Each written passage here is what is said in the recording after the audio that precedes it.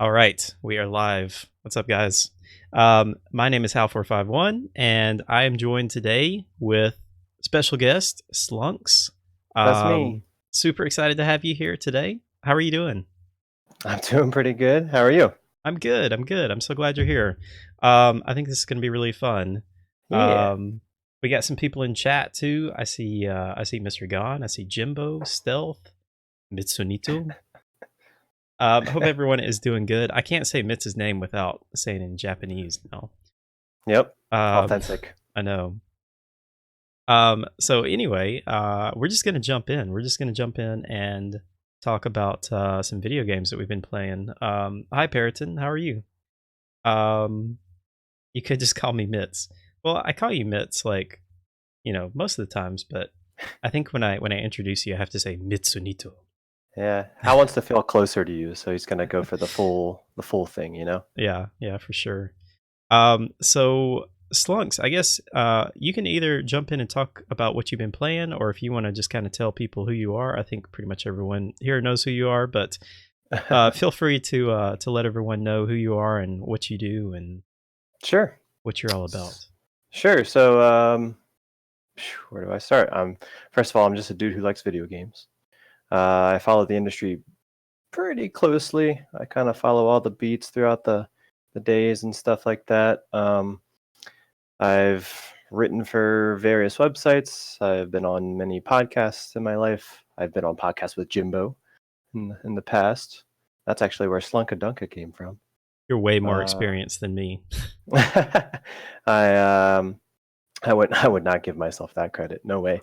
Um, I went to school specifically for journalism so I could get into writing about games, and Very cool. that kind of yeah, that kind of fell through a little bit. Just the reality of that, there's like 100 dudes out there that and ladies who get paid for doing something like that, and that's a very hard thing to get into. So right now I just streaming is kind of a newer thing for me. I've jumped in last couple months, and that's kind of been my way to connect with that world again. I guess like the community around it versus just doing reading everything myself. And yeah. So hey, Samastis, what's up? Samastis is in the chat. I see him. So good friend of mine.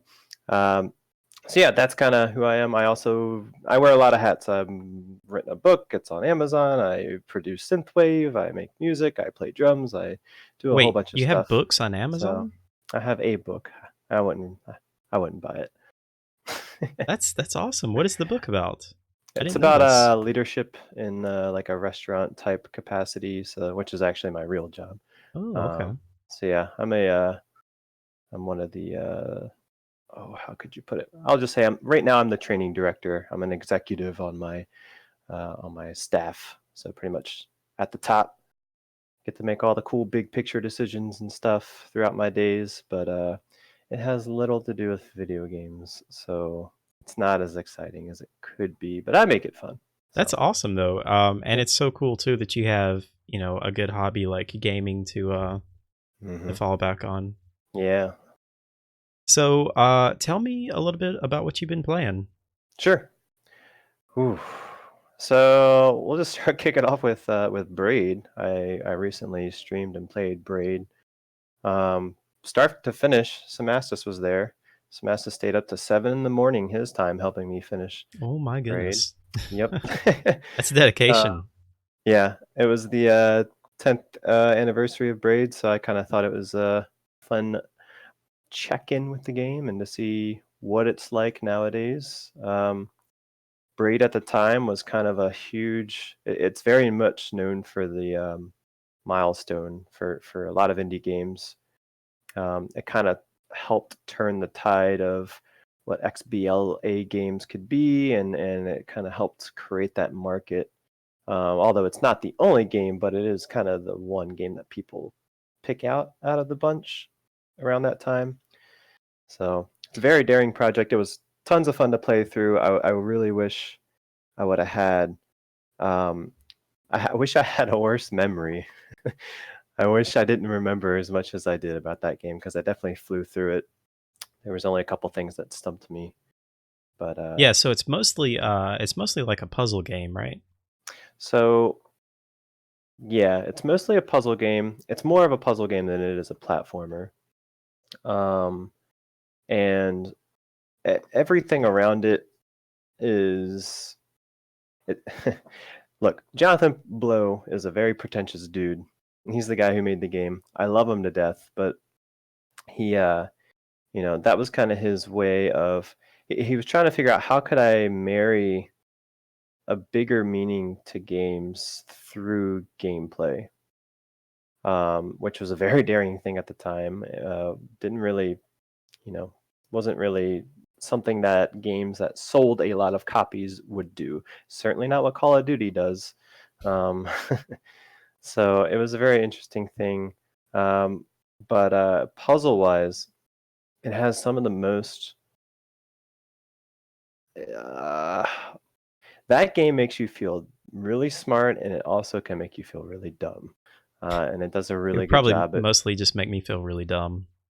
You feel dumb most of the time the first time you play through that game, but when you solve these things, it's like, man, that's really cool how he made this work. There's a lot of um, there's not many puzzles. I mean, there's maybe 12 per world, and there's only 6 worlds. Um, but they're all quality. Like they all have like you're gonna sit and think for a while on probably one I mean, thing. I definitely remember that sounds like a lot of puzzles. That's what, like 96 puzzles? something like that, I guess but they're small though, real yeah, they're small, lots of but they're little also ones. there's a lot of quick ones, but there are some that you're gonna come across and completely just be. I mean, I remember at least like probably the hardest puzzle for me took like 2 or 3 hours worth of time, like just coming back to it, moving past it. But that's the great thing about the game is you can move past it. You don't have to finish the puzzle. You can actually run through the whole worlds and not really do any puzzles. Okay, But then you that's what I but was then you gonna can't. ask Yeah, but you is can't really get you can't get the true ending if you do that. So if you want that sense of accomplishment, then you do have to kind of put in the work and the brain power. I always say that my only achievement, game achievement that I usually care about is seeing end credits in games. Yeah. I'm definitely not a completionist. So you can complete the game without completing all the puzzles. It's not like, I don't know, Portal or something where you have to literally like complete all the puzzles to finish the game. Yeah, I wouldn't say it's really completing the game. Um, it's kind of like you can run through all the worlds and you wouldn't have beaten it. You would still have. There's no. There's nothing that happens if you just run through all the worlds. There is something that happens if you do all the puzzle pieces in that game. Um, so yeah, that was a fun experience. It was cool to kind of show like Sim the Semastus the ending of that game. The ending of that game is very much like a super powerful. Uh, I was talking earlier about like marrying emotion and storytelling through gameplay itself, and the end of that game does that very very well. It's kind of one of those like slowly getting your mind blown for like 3 minutes sort of feeling, which is really awesome. And it's exactly the same reason why people talk about like near automata and stuff nowadays. It's the same thing Braid was doing 10 years ago, kind of breaking that bridge between, hey, let's tell an emotional story versus let's communicate that through gameplay, um, which is super super cool. But yeah, that was Braid. It was tons and tons of fun. So Awesome. yeah, Cool. Is it only available on Xbox or is it on PC as no, well? it's on PC. It came out on Steam. I don't remember. I bought it day one. I just don't remember when that was. A while ago. Cool. Yeah. Um Stealth is sending me some more questions. All right. Oh, Thank you, okay. Stealth. We'll I'll ask those. We got some more questions to go over that some of you guys have asked. I think that'll be Cool. fun.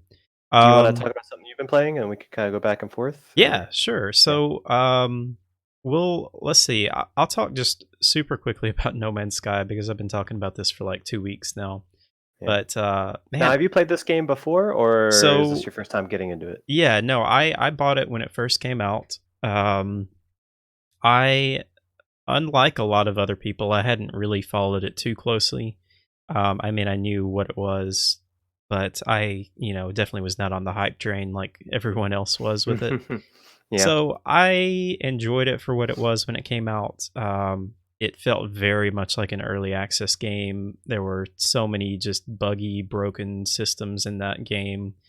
Um, so yeah, it finally came out of early access a couple of weeks ago, and is a Uh-huh. full game now. No, I mean, they've been look, they straight up lied on a lot of stuff and Yep. had some serious issues with that, but I do commend them for at least continuing to work on it. They've released, I think, like 3 or 4 major patches for it. It's it's kinda like I mean, I keep hearing everybody say it, I can't help but agree, but, like, the one of the best redemption stories in gaming history, quite possibly. I I don't know if I mean would go so that far. yeah, I mean, but think about it, like, think about how many people refunded that game, Yeah. death threats, I mean, Well, here's the they yeah, were done, you know? yeah. I still don't think it's like an amazing game, No, it's not. but there is something about it. There's something about it that I do enjoy. It's tough to articulate my thoughts on it. It has that sense of exploration and discovery that I like. But at the same time, it's like there's always something standing in your way that's frustrating.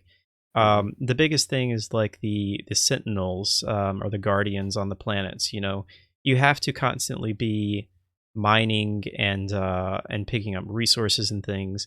But then they mhm. put this gameplay mechanic in the game that punishes you for doing that. And then it's like Mm. if you find some rare materials and you're like, "Oh, that's awesome. I'm going to go and sell this for a bunch of stuff." Well, then they put pirates in the game to punish you for picking up those rare materials. And Mhm. it's like it, I don't know how they could have done it differently, but it would be good to have some risk reward, but it's just like every risk you take there the reward is not good enough to take the risk. It's just not enjoyable.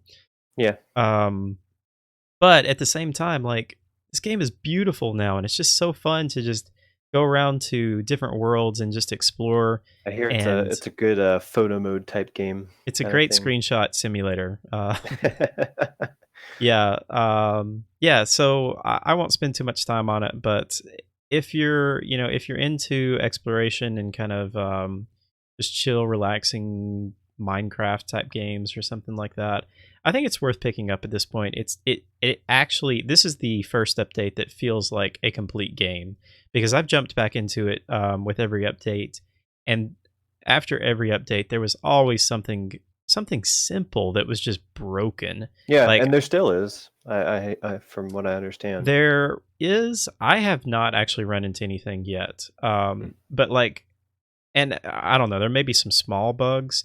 I did hear something about save games being messed up. Mhm. Yep. Um, but I think a lot of games have troubles like that. I don't know. Programming is weird and complicated. Yep. But yeah, like the last major update. What I mean by like just things that you would think that they would catch with just simple QA. I don't think they even have QA. But like the last major update, um, you can use your visor to scan things and like and find like a building or something or like a resource and you can mark it on your HUD. Well, the last game, you could mark it, or the last update you could mark it, but then you couldn't unmark it. And so, like, even after you had found it or like Okay. gotten the resource, it was just stuck on your HUD. And if you if you started to mark like 20 or 30 things, even after you went to like another galaxy or not galaxy, another solar system, it would still be on your HUD showing it's, all the way in another galaxy. That's great. There were just a bunch of little things like that, and Okay. so far, I haven't run into any bugs like that. Well, And I good. imagine I will still get burned out of playing this game eventually. I was gonna Um, say, do you think you'll keep playing it? yeah, I think I will probably get burned out because it is. kind of doing the same thing over and over. But with this update, it's so much more fleshed out. Everything is so much more fleshed out that I think it's going to take longer for me to get burned out. So, I mean, I've already gotten my money's worth from it, so I'm happy with that. But Okay, cool. yeah, that's No Man's Sky. I think it's well, it's actually a game now. Yep. Do you think they had to release to keep themselves afloat kinda thing, or do you think Yeah, they could have just that's the maybe big held question, off? right? Yeah. I'd really like a good, like, no clip documentary or Ah, something I at know. some point. There's so much that led up to that release that I think was really just like the perfect storm of hype and um, the perfect example of why not to hype up a game like Yeah, that. yeah, Um, um, they started out as just a small indie studio, and then they probably got way into things when Sony got involved, and I'm sure Sony started giving them some money, yeah, and they were like, "Oh, we can do so much more now." yeah, but probably And also got a little bit of pressure in terms of when the release window could be due to being with oh, for Sony. I could sure, see. yeah. Double-edged sword, I'm And sure. I mean, the thing is, it's so tough with developers because I've talked to some developers, and they'll tell you that your game is never finished. Like Nope. they, if a developer had their way, they would just keep working on the game forever and ever and ever. Mhm. It will never be finished. So you have to get to a point to where it's good enough. That game was definitely not good enough when it Yep. came out, Nope. but I think about like if they had waited another 2 years to release it, it would have been the right decision because if they had released it now, I think it would have reviewed much better. But it would have been so much better received. But there was pretty much no way that they could have waited another 2 years because they were under so much pressure from fans, from Sony, from just Yep. everyone. It would have became Star Citizen. Yeah. Oh man. Okay. You know what? Usually I wait to talk about the news, but I did see something pretty This is a good funny s good segue into something. on um on Star Citizen. Oh man, I may have lost it. Okay, well I tell you what, I'm Oh, gonna let you talk about your next game and I'm gonna see if I can sure. find it. Okay. Uh, Star Citizen. Oh, man. Alright, so, I've been playing some Enter the Gungeon. I'm always playing Enter the Gungeon. I'm always thinking about Enter the Gungeon. I always wanna play Enter the Gungeon more. I think Enter the Gungeon might be my favorite roguelike I've ever played in my life. Really? Yep. It's not perfect, you know, but it's so fun. It has, I think what Binding of Isaac did well was Isaac made every run feel different, but the most important thing is that Isaac had a personality about it.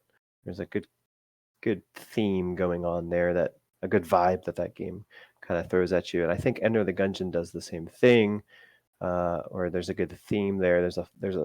It's all fun. Like it's a fun theme, or it's just like goofy bullets running around at you, trying to shoot you with their guns, which are also shooting bullets, and everything is bullet themed and everything is very It's a pun great art heavy. style.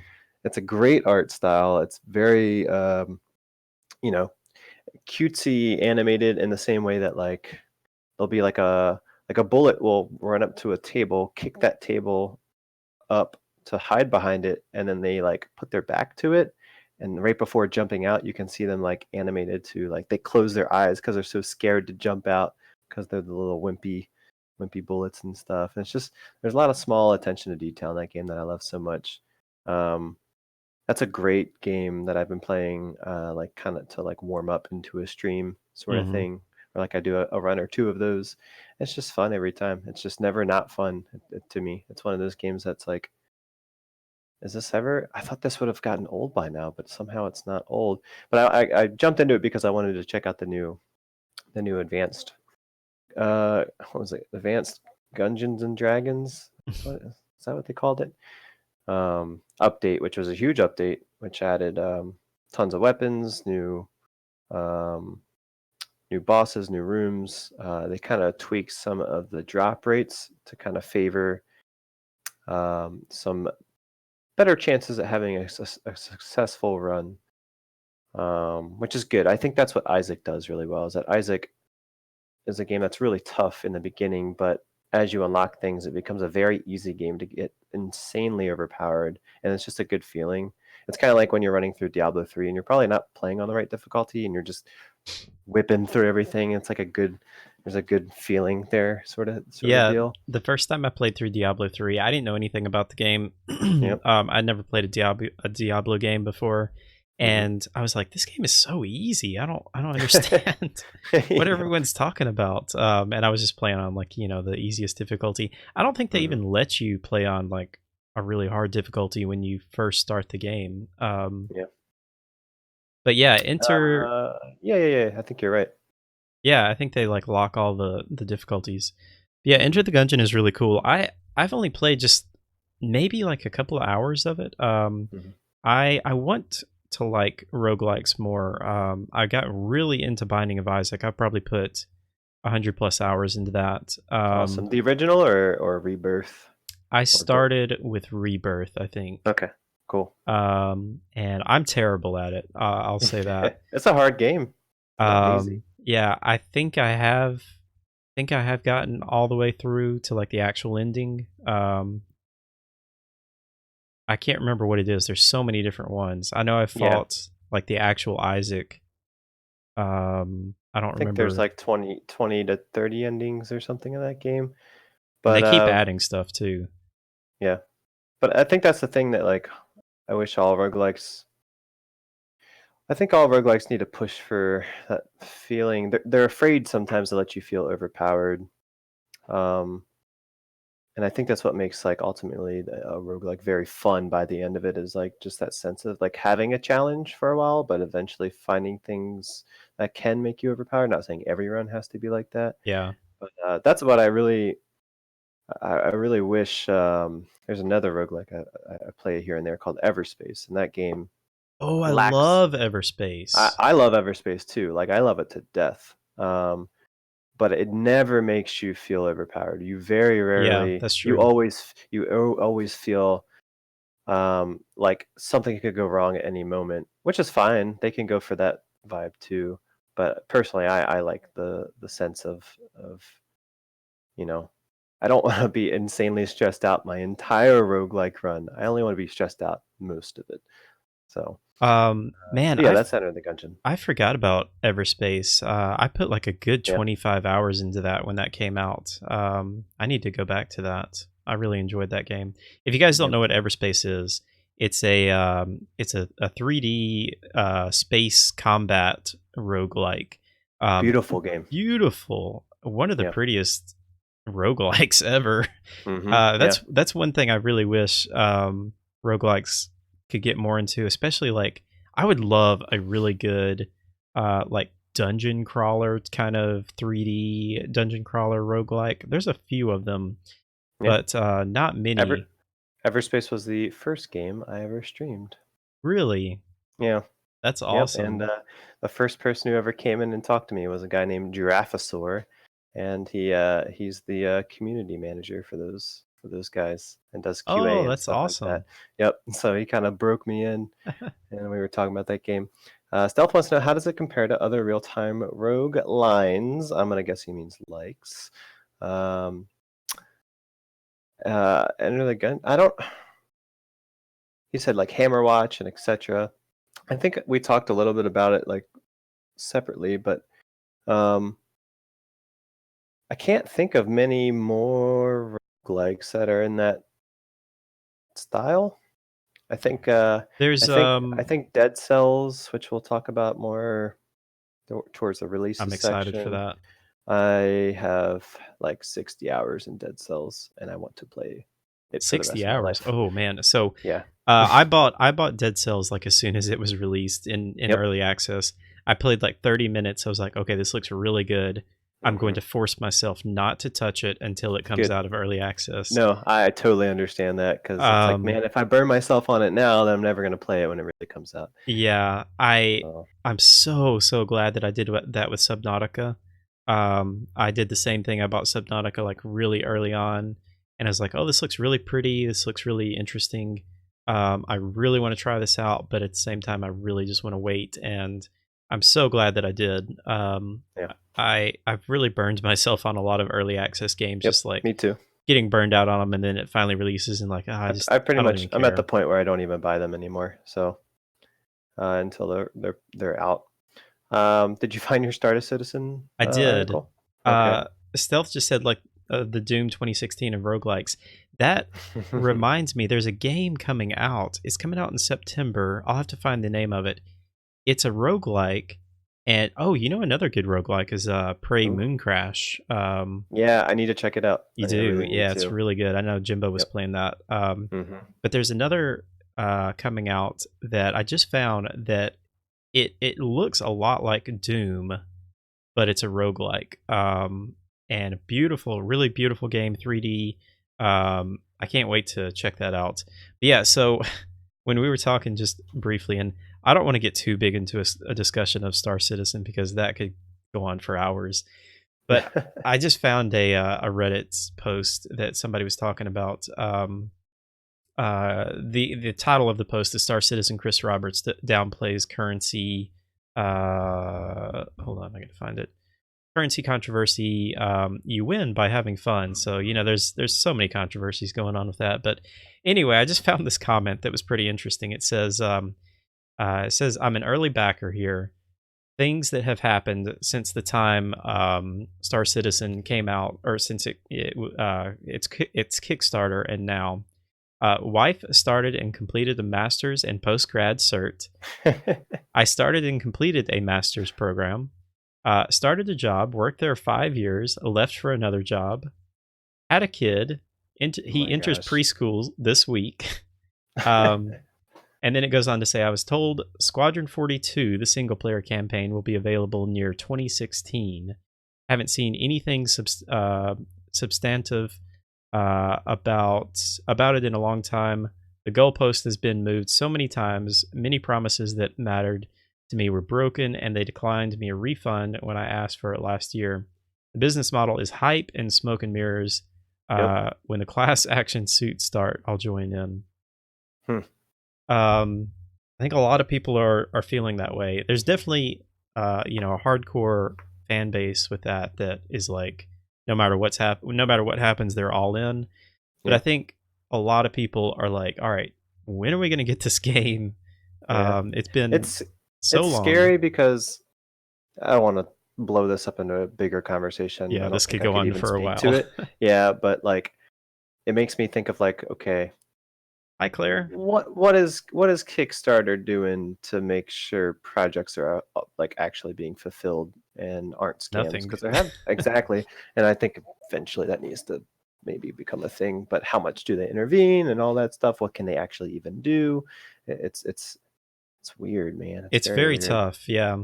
And I mean, they do, to their credit, like they tell you there's a chance that this will not happen. When you when you sign on to it.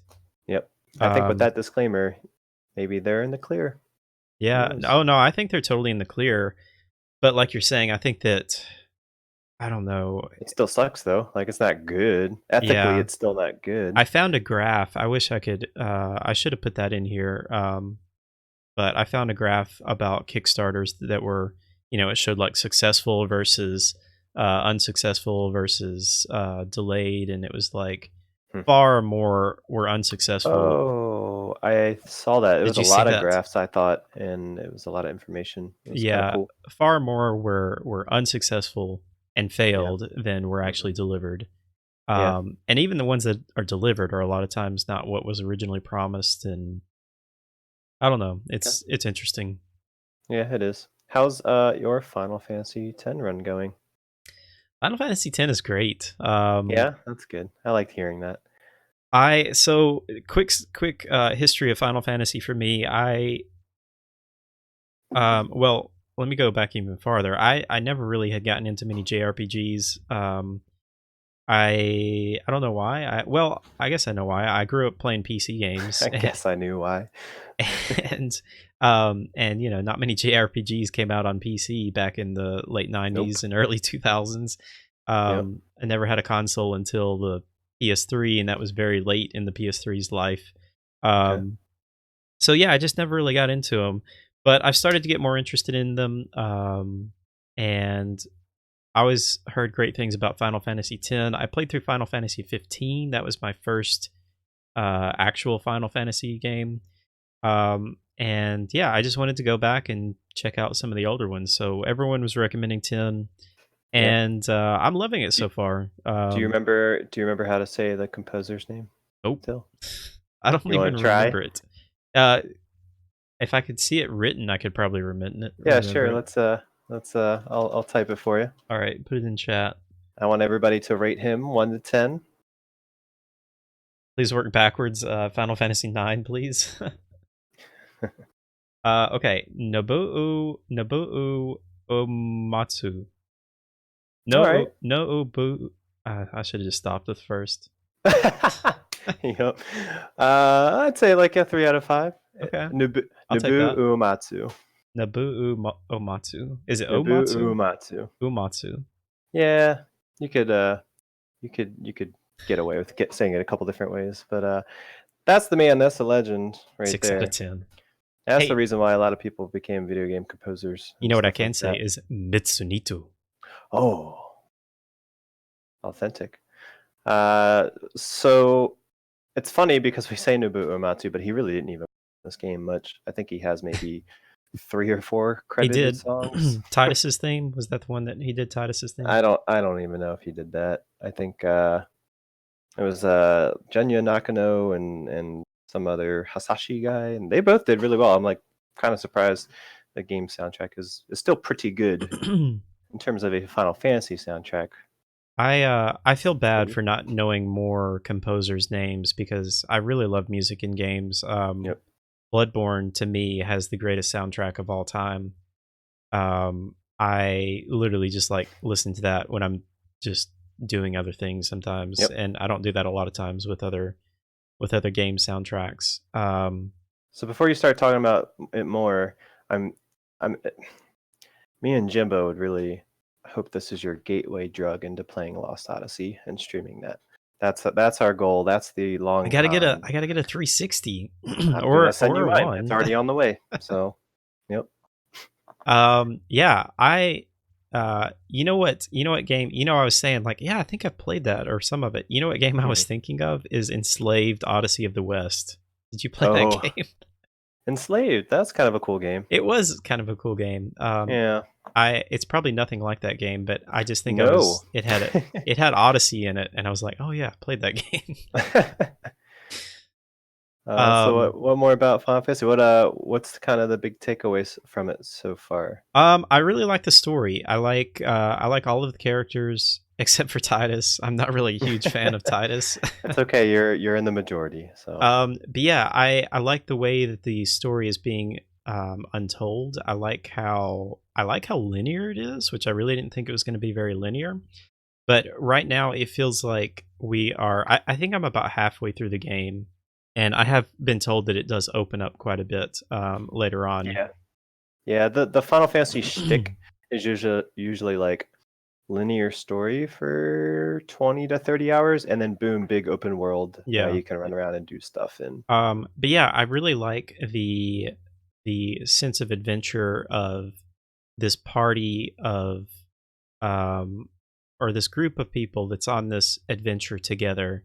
And it's not just your party members. Like, I love how everyone is traveling with you. Like, you have various NPCs that you can just kind of talk to along the way, and they just tell you interesting things about the world and the environments that you're in.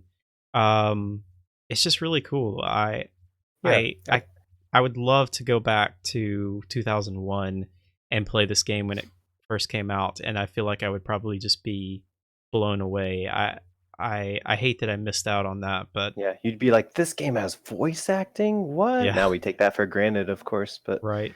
um, I mean, even then, games were having voice acting, and it was kind of like I remember the feeling of being like about time that they had voice acting. That was kind of the memory I took from that. Yeah, But yeah, I mean the narrative arc of that game is really interesting and cool to follow. It kind of buys you into the world a little bit, where it's like there's this overall threat that everybody is aware of, and there's these pilgrimages of these summoners trying to venture out, and there's different parties, and I'm just kind of one of those parties, and hopefully it'll work out for me. And you know, yeah. it's a cool game. I like the scope of it, I think. Stealth So says that he has 14 Xbox 360s. I can send. You can have 3 of them. I'm pretty sure it would cost more money for you to ship that across the probably. pond than for You me to know, just go to like a pawn shop and buy one or something. if Stealth gave you four of them, then you could have each Lost Odyssey CD and one of the Xboxes. You would just have to switch to the Xbox. So That sounds totally feasible. yeah. Anything else about Final Fantasy X or? Yeah, I mean, I'll mention a few things that I'm not crazy about. I I enjoy the combat, but it gets pretty tedious. Especially all the encounters that you run into. You feel like I kind of want to just explore some of these areas, but it's like every You're 20 scared to do seconds. so. Yeah, every 20 Yep. seconds you're running into enemies, Hmm. which you can just kind of like run away from them. It's not really that big of a deal, but I kind of wish that maybe it was spread out a little bit more.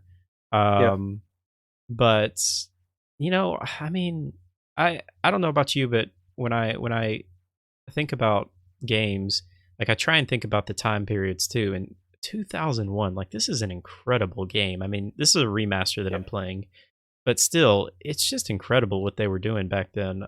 So yeah, I really enjoyed that game. I can't wait to see how it unfolds, see how the story unfolds, and I'm excited to play more JRPGs. I don't know what's going to be next. I'm thinking about looking at Okay. Xenoblade Chronicles 2, I think. Hmm. I started that back when it came out, and I was really interested, but I want to go back to that. It's such a long game, though. That's the problem with these Yep. JRPGs. They're so long. Yep. But What was this? Para wants to know about what's your feelings on Blitzball. I really like Blitzball. um, Blitzball's pretty cool. it's uh It's interesting. I That game, everybody was joking like, "Yeah, it's like a game within a game." I mean, it Yep. really is like a full-fledged game within the game. I Hmm. spent probably 45 minutes just reading the tutorial. Hmm. I guess that maybe that's another kind of complaint that I have is I really wish they would just like lay out the tutorial a little bit better. Yeah. Which so many JRPGs I've noticed are like this.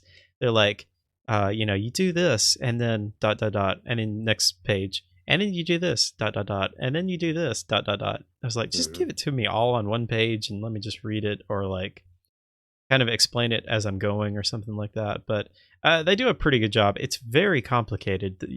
There's like math going on that you have to Yep. figure out. It's You the have best to action math game ever invented. I know, you gotta, like, brush up on your algebra to do this game. Um, but yeah, overall, it's very interesting. I can see myself playing quite a bit of it just off stream, just kind of enjoying it and just going Yep. through and leveling up my guys and going through tournaments and things like that. Cool. So yeah, Awesome. Final Fantasy X, it's good. It is good. I Um, agree. you wanna talk about Assassin's Creed Origins? Do I want to talk about Origins? I do. It's one of those games that it's like it's hard to even like figure out where to start. It's such a big game. It's a Massive game that world. it's one of those games that when I was done, I was like, man, I should write a review, or I should put together a video review, or something like that, because I had so many opinions and thoughts. Like the way I started that game versus where I ended, like my impressions of the game, completely different. Like very, very different. And I think that's one of reasons why back in the day, like I was a huge stickler on like you should always beat the game before reviewing it. Give it the justice, try to finish it because you Yeah. never know, you can't play half of it and then write a meaningful review on it. So um, the first half of this game is narratively trash. It's Yeah. bad. It's not great. It's I mean, even the first 10 minutes is going to be here's 15 different Egyptian names that you're not going to remember. You're going to immediately not know what's going on. You're in this tomb. It's very big and confusing. You're not quite sure where to go. They And really then throw you just right into the they game. do. Yeah. And slowly but surely it starts to iron these things out and it starts to give you and it still became a dime and a like a gem in the grass kind of thing where finding side quests that were really good were still Mhm. difficult by the end of it, but you start to find more of side quests that you're like, okay, that wasn't bad. That was okay at least, or and then occasionally getting one here and there that's like, okay, that was actually pretty good, and it slowly starts to show that this game is actually like narratively kind of interesting, and there's starting to be some conflict and some well written parts, but we did a lot of it's only natural. I hate comparing games like this, but it's kind of natural to compare it to Witcher 3. Um, I think you can very much see the inspiration that they got from a game like that, um, where there was maybe even more so in the latter half of the game, but like the side quest design and stuff like that was more meaningful and everything. But the thing with Witcher 3 was, and again, it's not a perfect game. I love Witcher 3, but I had my problems with it too. But um, I think Witcher 3 had a it hit on its side quests more than it missed. And I think Origins is the inverse. It missed a lot more than it hit. And so it became this issue of like, I want to explore this world and talk to everybody and do all these side quests, but I'm afraid that all these side quests I'm going to pick up are going to be complete garbage, or Yeah. that they're going to end. A lot of these side quests end just super abruptly, because I think there's another side quest that opens up in result of completing that one, like a chain, but there's no way to know that. It doesn't show that to you in a journal, in a quest log, or anything like that. It doesn't connect them anyway, unless you were to run around and just find it again and be like, oh yeah, that's from the quest I did 45 hours ago. So I now don't even remember what that was about. And so I that think hmm, I think I think one of the things that made the Witcher 3 side quest so good was you would often do a side quest um, for something that would at that time it seemed like kind of just a simple fetch quest or something like that.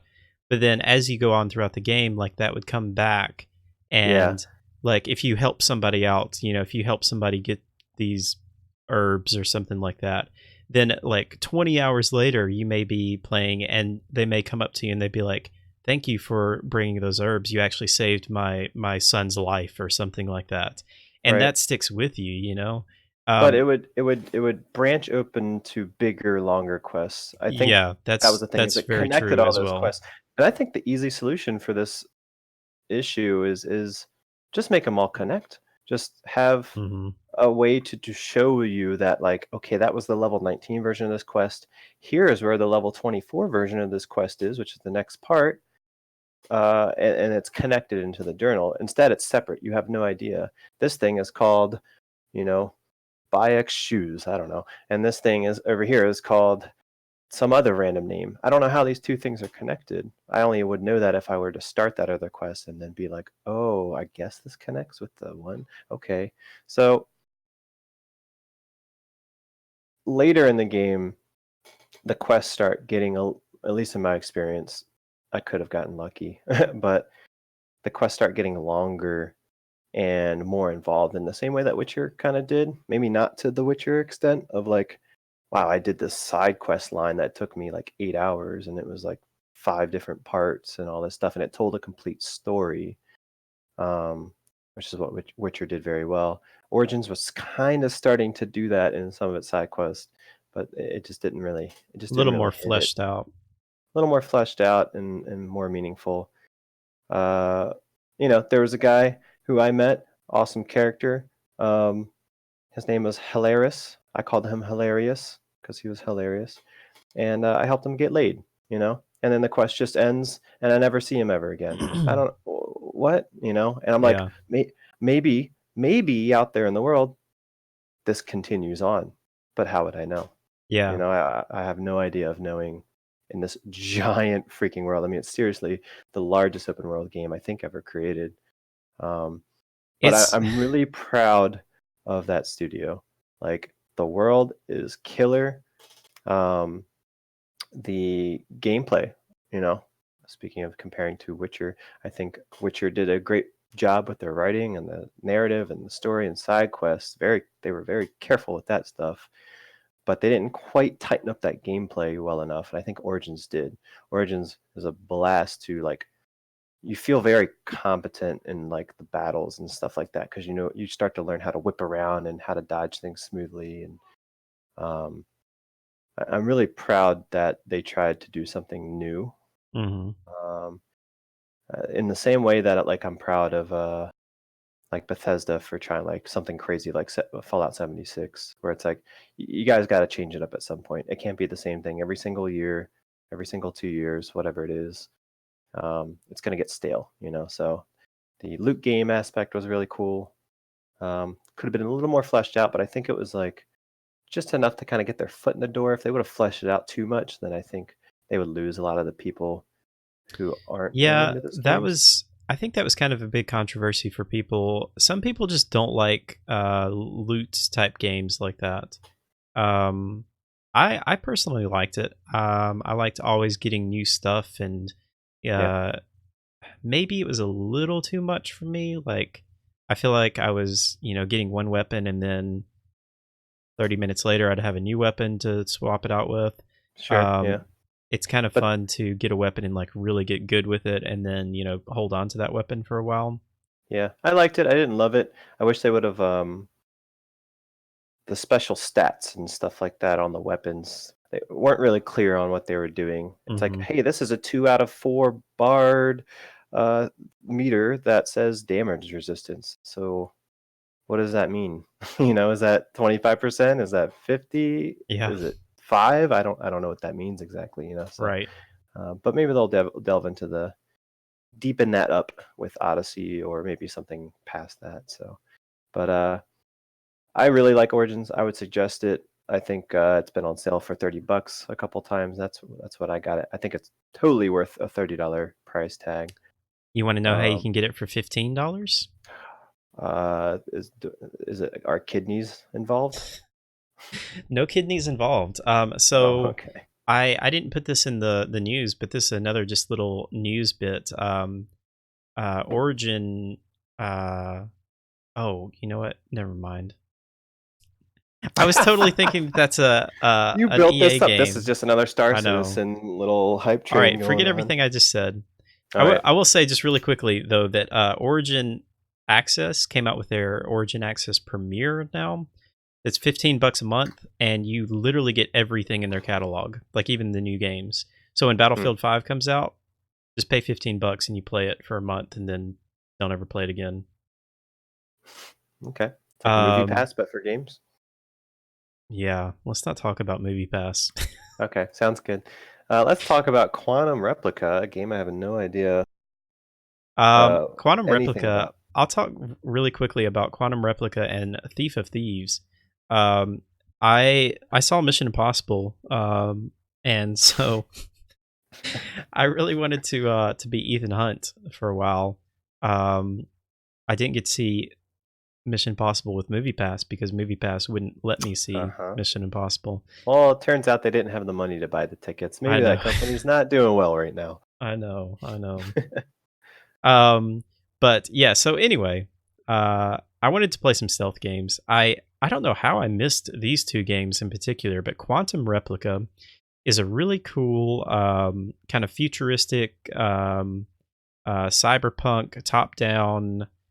stealth game You said that's cyberpunk, you have my attention. yeah, it's a really cool art style. It's it's kind of top down. The camera is it's not really fixed because you can rotate the camera, but it's more of a top down style. It has some really good mechanics. It has kind of an interesting story. The story's not. I don't think it's going to win like any huge awards. I've only played a couple hours of it, but yeah, this game came out I think earlier this year, and it's just a really cool looking, solid stealth game. I would highly recommend it if anybody's looking for something like that. Cool. Yeah, it looks really cool. Like I said, I can't talk too much about it because I've only played a couple hours. But also, Thief of Thieves Mhm. is another really cool. This is like Hitman Telltale style. Okay. A little bit of a It's stealth kick here then, right? yeah. Yeah, so it's a stealth game. It tells a story about a group of thieves.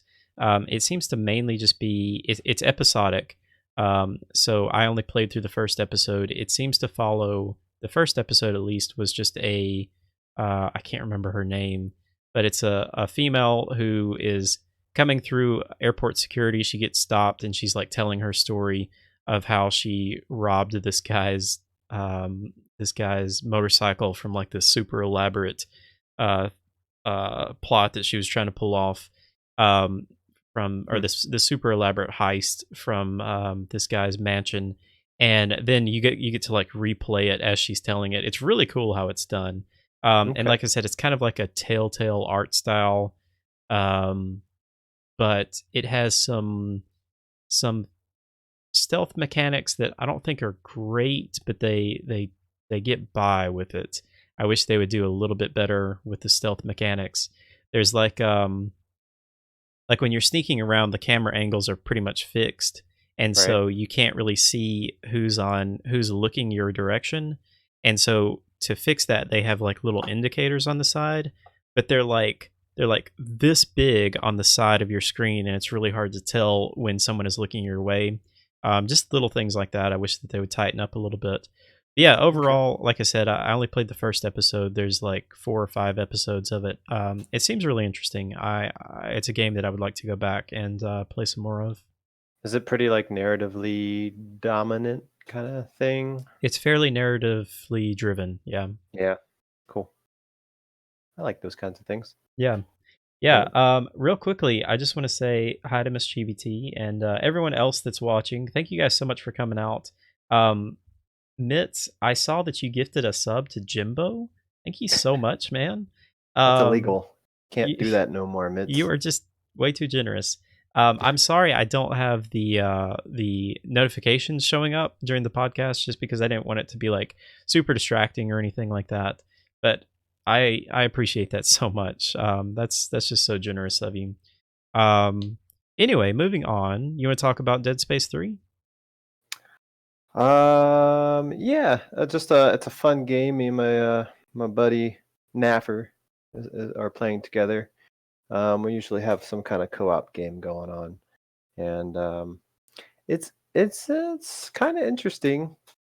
It really has the like EA uh action kind of driven thing going on now, which the first game did not. I don't remember if when they picked up Dead Space. I don't think they had Dead Space out the gate, but Yeah, I maybe I don't could be think they did. I want mistaken. to say Dead Like at Space 2. two, yeah, or like halfway through two, or something like that. But yeah, it's goofy. It's like a on the rails, action experience kind of thing. But they actually do have some interesting mechanics with like crafting.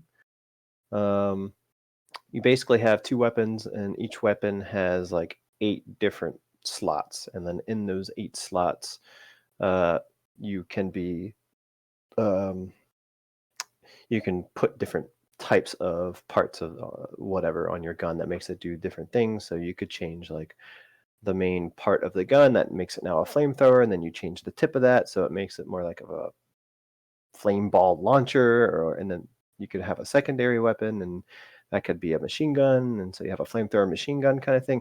It's wild with its customization. It kind of lets you do a little bit of like whatever you want to do, sort of thing, which is cool. Very very daring for a EA game. Um, but I have a question otherwise, it's about this yeah. game. Okay. How scary is this game? It is a so if Dead Space 1 is like a 4 out of 5 scary meter, I would put this at at a 1.5. Yeah. Yeah, it's definitely more of an action game, Mhm. than a horror game. There's something about I don't know what it is, but EA and Ubisoft, there's some sort of audio compression going on, Hmm, and it sucks. I hate it so much. If you listen to any like, we played through, I replayed I forgot to mention that, but I replayed Evil Within 2 recently. It's a very mm, clear, crisp sounding game. That game does very well at audio design and I love that game. stuff. Yep. And then the game and then later that day I played, Origins, and I could just tell. I'm like, "There's a little bit of compression going on here." I can just tell it's not as clear and as crisp as those games are, and EA kinda does the same thing. I don't know why. Hmm. Or maybe it's just something that maybe it's just their quality of audio. Maybe it's not a high definition quality of audio, and it's just like normal audio. Did you And buy I don't the know. uncompressed, audio DLC? No, I pre-ordered, so I should have gotten it. I thought I had it, You know, but that's gonna be the next thing that EA charges for. if we speak loud enough, yes, it will be. But yeah, it's a fun, goofy game. I don't necessarily need to drive that home too much. Uh, the other main game I'm streaming right now actually is Fallout 4. I picked that back up. Oh, I Um, totally skipped over Fallout 4. I'm oh, you're sorry. good. No, that's fine. I'd rather say Fallout 4 for the end, if anything. But Cool. yeah, the that game is really interesting to me too, in almost the same way Origins is. Like Origins, like I know the Gungeon and Dead Space and stuff like that. Like that's just those are just fun things, kind of deal. I'm not thinking about them too much, but when I play Origins and I play Fallout, for some reason, it like triggers my critical mind a little bit. I'm like really delving into it and thinking about certain aspects of the game. Mhm. Fallout 4 is a game that was my second game I ever streamed. I've never played a Fallout game. I've always played the Elder Scrolls sides Oh, you never of played things. New Vegas or 3? Nope, never. Um, just kind of didn't hit. It just wasn't around in my life, I guess. Hmm. When they came out, I was busy playing Oblivion and I guess even like other games of that nature. But we got basically. I played Fallout 4. It wasn't really clicking with me, but I was having fun. There's a lot of like getting sent out to places and um, going through a dungeon, if you want to call it that, for an hour or something. And there's no like the narrative value of that is kind of not great. It's usually like terminals with reports on them, and the reports are kind of like, okay, why does this matter? I don't care. This doesn't matter much to me. This doesn't tell an interesting story. And then I'm like, okay, that's fine. But is the loot good? And then the loot's not even good. And Yeah. it's just like, why am I here? And then I go back to turn in the quest. Woohoo, I got 57 XP. Like that's not even 1/10 of my so it just wasn't And giving me a good sense of fulfillment, you know? yeah, not only that, but especially like the settlements. You finish a settlement, Yep. and then you come back to good old Preston, and he's like, "I got another one for you. You Uh-huh. ready?" Yep. And I'm still going through those. I don't think they ever end. Yeah, I don't think so either. But um, I have a cool mod that I'm playing with. I'm playing it like I don't want mods to affect my main gameplay experience, Hmm. but I am touching some things up. I don't like how settlements are handled, so I found the Sim Settlement mod, which is Nice. insanely cool. Basically, you can make a leader of your settlement, and they tell everybody else what to do. They scrap buildings automatically. It basically turns into a self-functioning settlement. and it's like you can either be involved in this in a lot, you could be helping them make decisions, or you could donate food and water and stuff that'll make their progress go faster, or you cannot touch it at all, and they'll still do the same thing. So I'm like kind of like, man, I want to go back to Sanctuary in a couple days and see what they've done with the place. That'd be really cool. But I'm at the point right now with the game where short story is 5 hours into this game, I called exactly what the big plot twist was going to be. Fast forward 30 hours into the game, that plot twist happened. I literally ended my stream right then and there. I said, I think I'm good. And then we played some other games. We came back to it, and I'm having I'd say I'm having a good time with it. But there's a lot of flaws that are just kind of eating away at me. But there is some. eh, The game does look really good, and it is fun to run around in, kind of thing. So Hmm. it's almost the same vibes I kind of got from Origins, where it's like, okay, gameplay wise, running around, you can kind of get sucked into this world. It's fun, it's immersive, um, but there's not a lot of sense of accomplishment necessarily.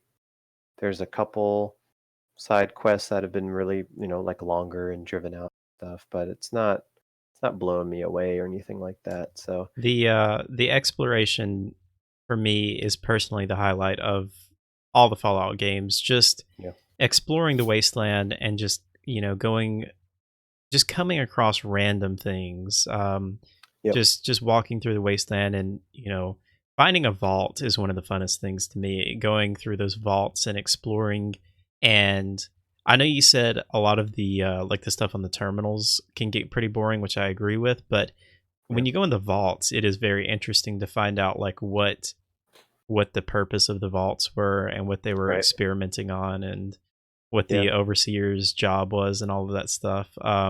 There's some stuff that is very quickly written that I do enjoy. There'll be like some reports that's like 3 or 4 deep, but they're only like a paragraph each, and it kind Mhm. of tells a quick little story. It's like, oh, that's what they're doing here. Oh wow, like I ran into this place. They were called the Foragers. I was like, what the heck are these guys? And I find out that they're like the next level up of raiders, and that they have, and the story kind of through the terminals explains that, and they do it in a kind of a cool way where it's like, oh, this is from the leader's perspective, and here's the problems that they're going through, and all that stuff. I'm like, cool. I like little stuff like this. It's kind of helping me build narrative to different factions in the world and stuff. But the game's getting very fascinating now, where it's starting to go, hey, you had this faction, this faction, this faction, this faction. What if we start mingling them all together, and you now start having to pick sides and everything? And I'm like, okay, that I can get behind. I like that idea. It's not done extremely well, but it is done in a pretty cool way, as long as your quest doesn't break. Mine did. Oh Then no. we're good. Yeah. Oh It man. was it's weird. I hadn't quite Oh. betrayed the Brotherhood yet, and then the game didn't.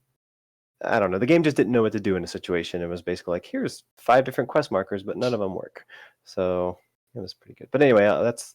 I'll save that for. I could talk about that game a lot, but I think I'll end it there. I'm enjoying it. I'm gonna see it through. I think at this point. So. Yeah. Have you played any of the DLC? Did you go through Mm-mm. any of that? Yeah, I haven't Nope. done the DLC either. Fallout 4, I played Fallout 3, I think was my first one. I loved Fallout 3. I loved New Vegas. Yeah. Um Fallout 4 when it came out, I think it was very controversial. I think a lot of people didn't really love it. I Yeah. kind of played through it really quickly when it came out, and I don't Mhm. think I really gave it a fair look. But I just recently started playing it, kind of similar to you. I've been playing it just kind of on and off, and I have installed quite a few mods. Nothing that's like you say. I don't like to change the actual base game too much, but Yeah. it's mostly just some graphical mods and some quality of life mods. Yep. Um, and yeah, I really like that game. It's really fun. Can I play? New Vegas without much Fallout 3 knowledge? Yeah. Was that like a completely Yeah, separate thing? completely separate story. Okay, because I know that's done by Obsidian, and I really Mhm. like those guys. I So think you would really like New Vegas. yeah, it's probably Um, narratively a little bit more interesting. it's a little bit shorter too, a little bit on the shorter side. Okay, interesting. Did you hit everything on your side Yeah, on pretty in terms much. of game? I Splinter Cool. Cell Chaos Theory was the only other thing that I Oh played, yeah, but yeah. I only played just a little tiny bit of that. Again, I wanted to just be Ethan Hunt, super secret agent guy, Mission and Impossible got to you, man. You were just I like, love that movie. It was so good. yeah, I don't that's know. that's Are you cool. like that when you watch a movie or like a TV show, then you like want to go and play? Like when I watch Game of Thrones, I'm like, I got to play some Total War or something like that. Not exactly, but I can see where you're coming from. Yeah, I'm very much like that. I could see that happening very subconsciously for me. I almost said unconsciously. That's a different thing. Well, Yeah, cool. I wanted to just kind of revisit that game. I cannot believe that game came out in 2006. It looks like, Hmm. I mean, it could pass off as a game that came out within the past few years. I think it still holds up It really looks well. pretty well, pretty good. I think the thing is like you see a lot of. I feel like between the night vision and it seems to always be raining and shiny in Yeah, that game that it gives that appearance that you it probably know, looks better than what it actually looks like, if that makes yeah, sense. I will say the faces do not hold up. Bad faces, really bad faces. Well, you keep choking out and interrogating the same guy over and over, so I know. yeah. But I'll say the voice acting probably the more funny thing for me when I was watching you play it. So yeah, I do want to say I don't know how we got away from this system of doing things, but the control scheme for Splinter Cell in a stealth game is so good. Playing with a mouse yeah. and keyboard, because you have so many PC games have trouble with this, like different speeds of your character moving. Hmm. You know, if you're using a controller, you just push forward a little bit Right, to right, walk right. slow, push a little Hmm. bit harder to go faster. But so many PC games have trouble. It's either like you can walk or you can run. But in Splinter Cell, it's genius. You just roll the mouse wheel, and that's your speed of how fast your character moves. So if you want to move really, really slow, you just dial it back. If you want to move a little bit faster, you can just dial it forward just a little bit. And it's just Okay. perfect for a stealth game. I don't know why more games don't do that. I guess because not many people play on a mouse and keyboard or something. I don't know. Yeah. But I wish more games Well, would do there's that. also not that many stealth games nowadays as well. Although you are talking about three different ones, but I know. I think in a bigger sense they don't have the presence that they used to. That's too Now bad. they're Assassin's Creed Origins, stuff like that, you know? I have a question for you, Slunks. I don't have an answer. But go ahead. When are you going to play Assassin's Creed 4? Um does Fallout 4 ever end? No. Okay, then probably I'm just doing that forever. Fallout 4 is your life. Uh, um yeah, I don't know. I think what'll probably happen is Odyssey's gonna come out, and if that turns out well, then that'll probably take me away from it. I'd Yeah. really like to play 4. I Assassin's started Creed 4. 4 is the best. Well, it's probably like the worst Assassin's Creed game, but Uh-huh. it's like the best pirate game. Because I mean, it I'm doesn't. down for that, that's fine. Yeah, don't go into this game not looking at it from an Assassin's Creed game, but looking Right. at going into it from or Some just like a Sid really Meier's good, Pirates. yeah, pirates game. Man, it's so good. I Cool. love that game. Well, cool. Yeah, I don't know. That's a good question. I want to, but as you were saying the other day, it's like, man, there's only so much time in a day. There's so many games to play. It's I ridiculous. know. Yeah.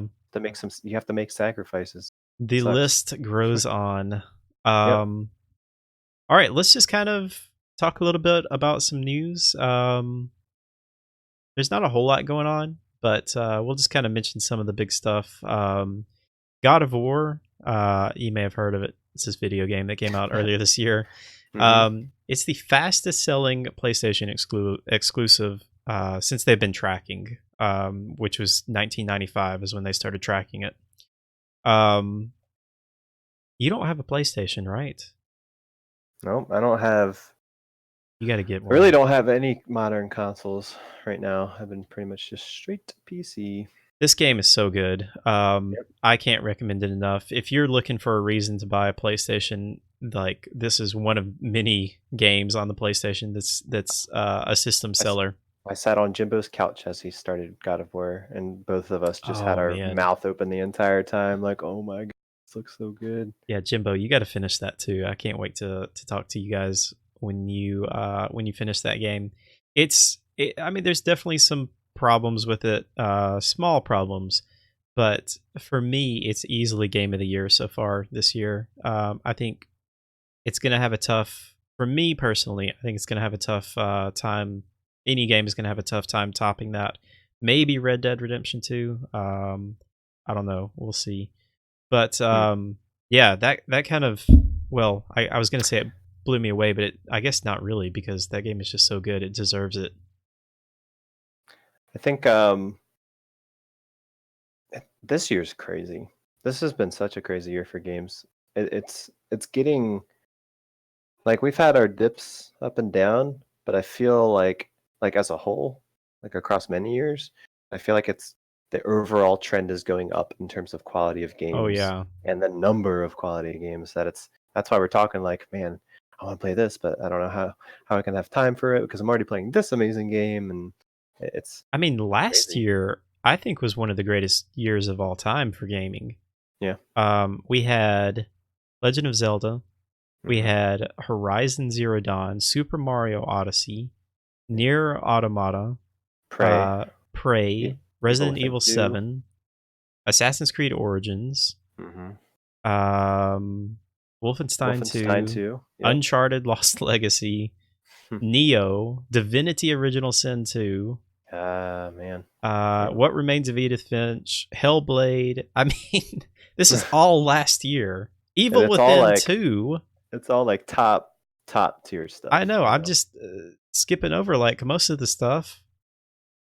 Jeez. Slunks, Mass Effect Andromeda came out last year. Okay, well, so it was not the best year for games, is what you're trying to say. You know what? I enjoyed Mass Andromeda. Effect Andromeda for what it was. Yeah, no, we don't want to talk about that. They only made three Mass Effect games. Okay, it was one, two, and three. That was it. Yeah, yeah, I'm fine with that. Okay. So Nintendo, we got a bunch of Nintendo stuff to talk about because Nintendo is just on a roll. Speaking of another system, the Switch is just amazing. I was so reluctant to buy a Switch. I had never had a Nintendo console in my life until the Switch. And There's like man, 50. have I There's like been 50 missing out. games. There's like 50 games coming out a week for the Switch. They're just putting everything on the Switch now, Yeah, it's and awesome.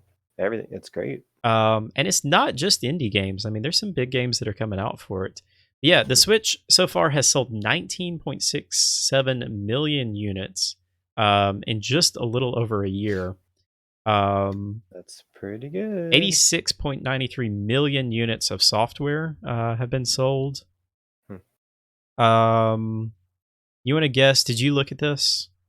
I did. I always like to because I knew that the GameCube didn't do too well, Hmm. so it's a good comparison to be like, okay, the Switch has already sold almost 20 million. The GameCube in its lifetime only sold 21 million. I know it's Wah, wah. incredible. Did you look at the games? Oh, I didn't realize there was tabs. Don't look at it yet. I'm gonna quiz you on this, Oh, okay. unless you already looked at it. No, I didn't. You want to guess what the top selling game is for the Switch? Um, Carnival games. No, I mean, they're putting Carnival games on Switch, and that'll probably sell really well for some dumb reason. I was gonna say like probably Breath of the Wild or Odyssey, but I know it's gonna be something smaller. Super Mario Odyssey, Oh, it was 11, okay. 11 million units. Um, Nice. this surprised me. You want to guess what number two is? Um, yeah, it's probably the Gun Gal game where you shoot a bunch of ladies and make them fall in love with you. Is that it? I don't even know what you're talking about. Okay. Then it's not that.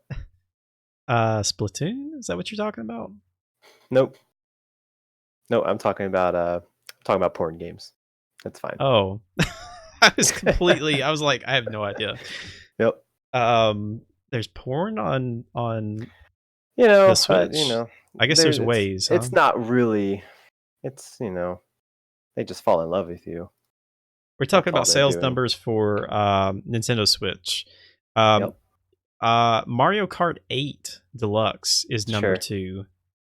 Yeah, I think Mario Kart has enough of 10.35 a million units. 10.5. Well, I think Mario Kart has enough of a appeal, like a wider appeal. I gotta admit, I don't really get the appeal of Mario Kart. Now, again, I'd Yeah. never played it, or I'd never played it up until 8. I was like, this is just kind of a very arcadey racing game. It Yeah. doesn't really seem It's that one of those exciting things to that me. like, hey, we're in a dorm, we have nothing else to do. Y'all just want to sit around and drink and play Mario Kart, and who cares? Yeah, That's it's kind of in the same vein of like Smash Bros or something. Like how that became a thing was that it was just kind of a fun thing to do in the background, and sometimes you can take it seriously, or you cannot take it seriously at all. I You know. think so much of it is nostalgia, with all the characters and everything. Again, Oh yeah. I never played the early games, so I don't Hmm. have that nostalgia factor.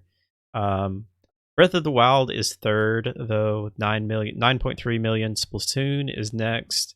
One Two Switch is after that.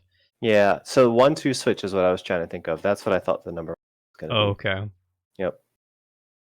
I'm Um, glad it's not. Xenoblade Chronicles 2 sold 1.42 million. Mario Tennis Aces has already sold 1.3 million, 1.38, almost 1.4.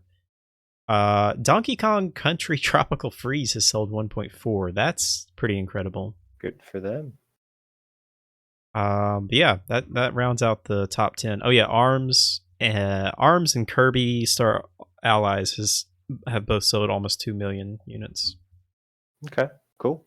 So yeah, the Switch just continues to dominate. Well, going into the next story, Octopath Traveler has shipped 1 million units, and that game just came out like 2 or 3 weeks ago. That's pretty incredible.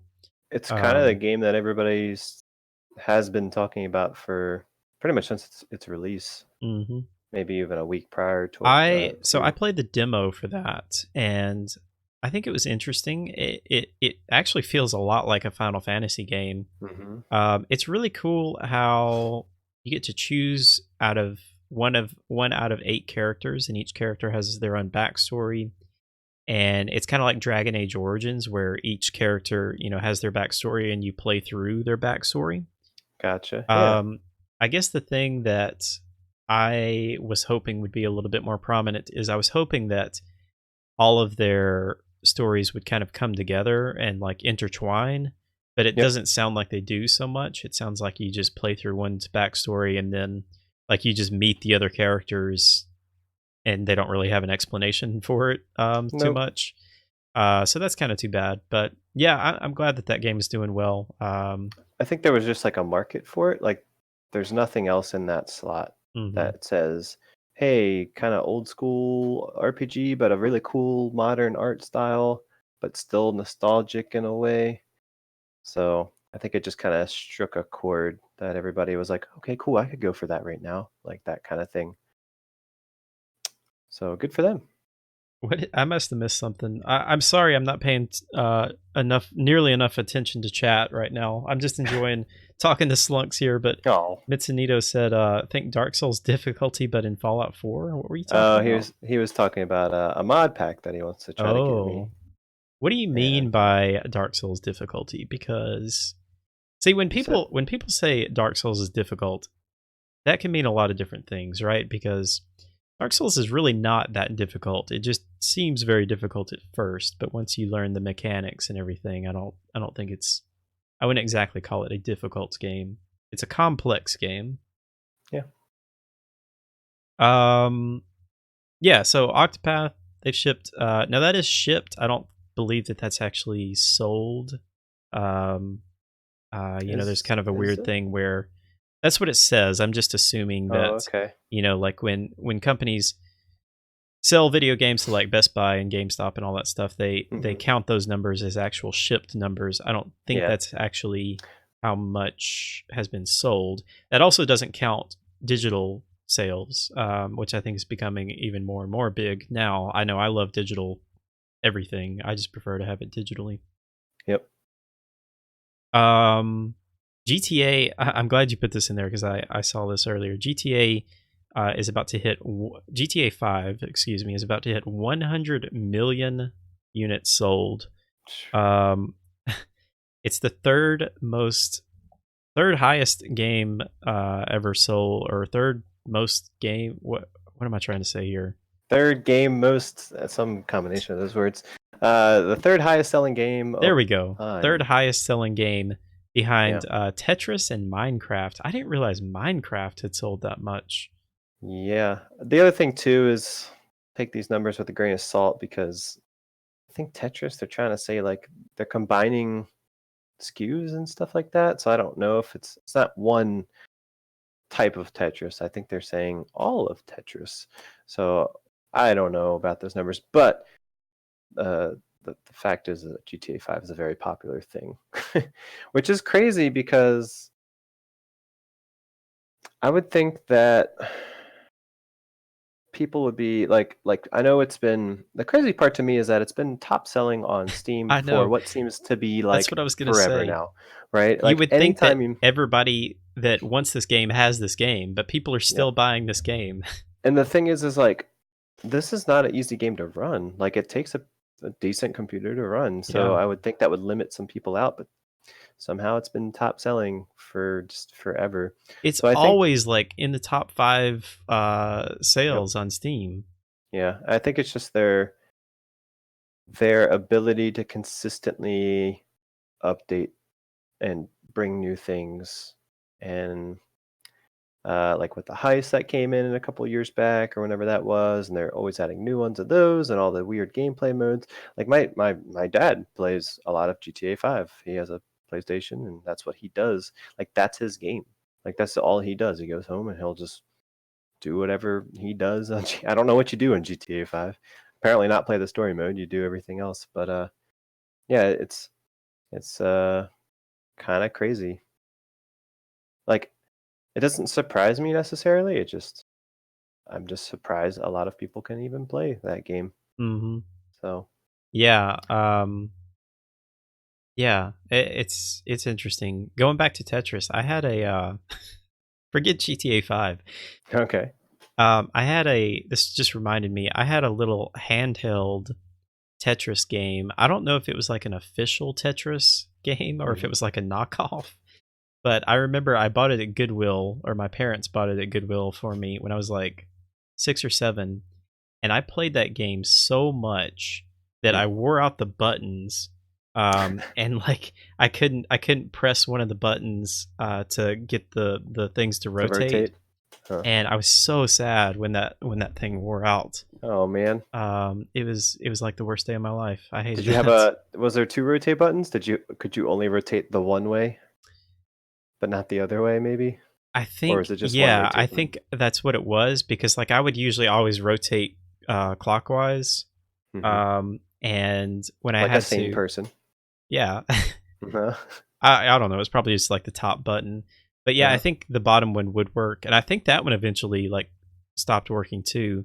I remember, like, my dad even tried to, like, take it apart, and we tried to, like, clean the contacts and everything, and Aw. it was so worn out. Never I was played so sad. Tetris since that day. I haven't, nope. Oh. I added this, last news story.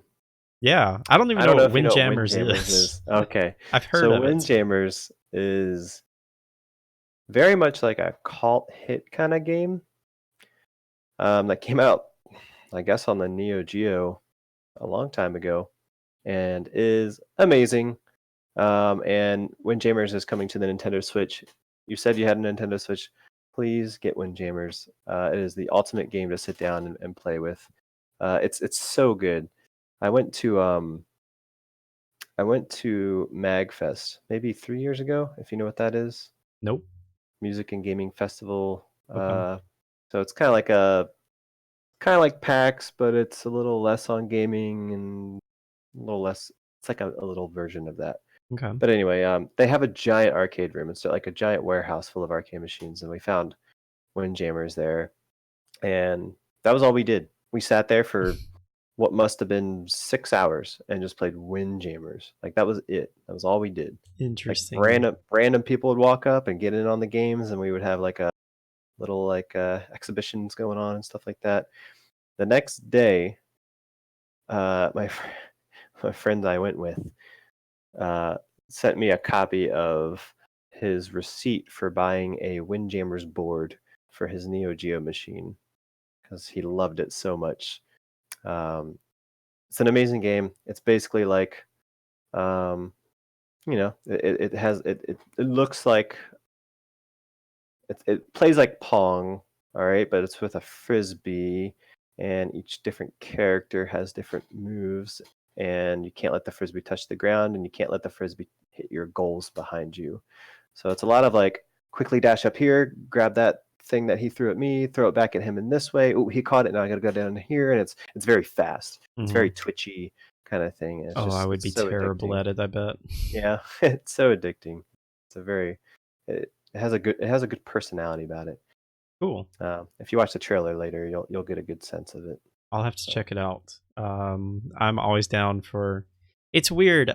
I almost find myself enjoying games on the Switch. Some games on the Switch even more than I did on like the PC or something like that. I just rebought Salt and Sanctuary oh um, yeah, cool. for the third time now because it originally came out on PS4 and Sony had like a 6 month exclusive on it, and then I bought it on Steam and now I'm getting it on Switch, but it's only like $15 or something like that. It's totally worth it. Why It's do you think that is? what is? That you like to play games on the Switch more than because Oh, that's like a pretty common thing now. yeah. Well, the portability of it is huge. Hmm. I play a lot in my bed, like Okay. like an hour. Instead of reading a book before going to bed, I just play a video game. Yeah. Because that totally helps me relax and Hmm. Especially a game like Salt and yeah. Sanctuary. That's great. Um, no, I went all in. I have like this little thing that I attach to my headboard, and it comes out, and it's got a big arm, and it's a little holder for the Switch, and it just hovers right above me, and Mm. it's perfect. I got the Pro controller, which I can't stand those little tiny things. Okay. Right here, these things. I mean, look how small this thing is. It's They just are. I've played a little bit of Switch. Friend brought one over, and I can't stand them. They're so tiny. it's very cramped. Honestly, it wouldn't be so bad if the right one, if the um this one right here, if they had the thumbstick up top, but for me, like it's so hard to get my thumb down here. Hmm. If they had it right here, this just feels like such a more natural Natural. position. Yeah, I agree. I don't know why they did that. It's kind of like the same thing with the PSP. I want to say the original PSP, the nub was like really low. It's like this feels difficult to hold. I Hmm. kind of have to hold it to play it. So Yeah. cool. Yeah, can you use a regular PlayStation controller with the PSP? Like could you sync up a PS3 I'm controller or something? sure there's some weird plug, like third party converter that you could maybe get, Right. but I don't know. I'm not quite sure. It'd probably involve jailbreaking your PSP and then buying like four different types of converters, and then there's going to be like a bunch of input lag and stuff. But I'm yeah, I down. don't know. I'd do I it. don't know. Okay. I I've been looking at buying a either a PlayStation TV or a Vita just so I can play Persona 4. What's a PlayStation TV? It's it was a failed product from Sony that was a Okay. little kind of like the Steam Link. Um, Oh, okay. I but see. I it was see. basically like Vita hardware in a little device that you could just hook up to your TV and you could play Vita games on it. Hmm. Um, I could kick myself for not buying one because they dropped it down to like $20 when they were selling out of them, and now they're like a collector's edition thing, and like they're going for like over $100 on eBay. I Wow. want one so bad. If anyone Hmm. has a PlayStation TV that wants to get rid of it, I'll be glad to take it off your hands. I'll pay you for it. I just don't want to pay like $100 for it. In the Um, same box, make sure you put an Xbox 360 with Lost Odyssey in it. Thank you. there you go. Yep. Periton was asking if I talked about Bloodborne. I didn't talk about Bloodborne just because I don't know. I should really talk about Bloodborne sometime, but I could talk about Bloodborne for hours, and we don't have nearly that much time. Bloodborne is fantastic. That's all I'll say. I'll definitely talk more about that Periton at some point. Um, hey, Doctor Potatoes, how are you doing? Mitsunito said they did that so each one could be its own controller and still cater to the right-handed individuals. Yeah, because if you're gonna turn it sideways and use it, they have to like ergonomically Yeah, think that's about how that's gonna true. work. So I think neither way is great, but they make both ways work. I Yeah. I don't know. I don't know. I'm I hoping don't know that either. I hope that they revise the Switch. I really like the Switch, but I hope that we have a revision sometime soon with like a more powerful Switch, like a Switch XL or something like that. Like Mm, I'll pay whatever they want. I'm 100% on board with Nintendo I mean, now. I wouldn't be surprised given Nintendo's track record of reissuing consoles and Yeah. that. I just want games to be in 1080p. Like, is that too much to ask for? Like, Xenoblade, that's one of the things that kind of turned me away from Xenoblade Chronicles 2 is sometimes it drops down to like 540p, Hmm, like 20 frames a second. It's rough, but I think that yeah. they fixed that with some patches. So that's one of the Okay. reasons I want to take that Gotcha. jump back into that. But let's do these questions. I think this will be really fun. Sure.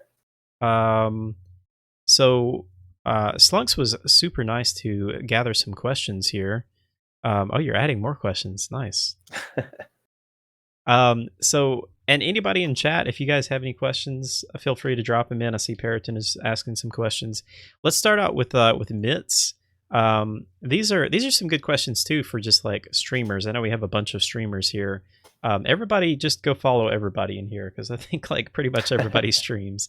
Yep. Um, but anyway, Mitt says as a newish streamer hitting some momentum, how did the two of you feel about the oversaturation on Twitch in today's market, and do other streaming platforms have merit in your opinions? Hmm.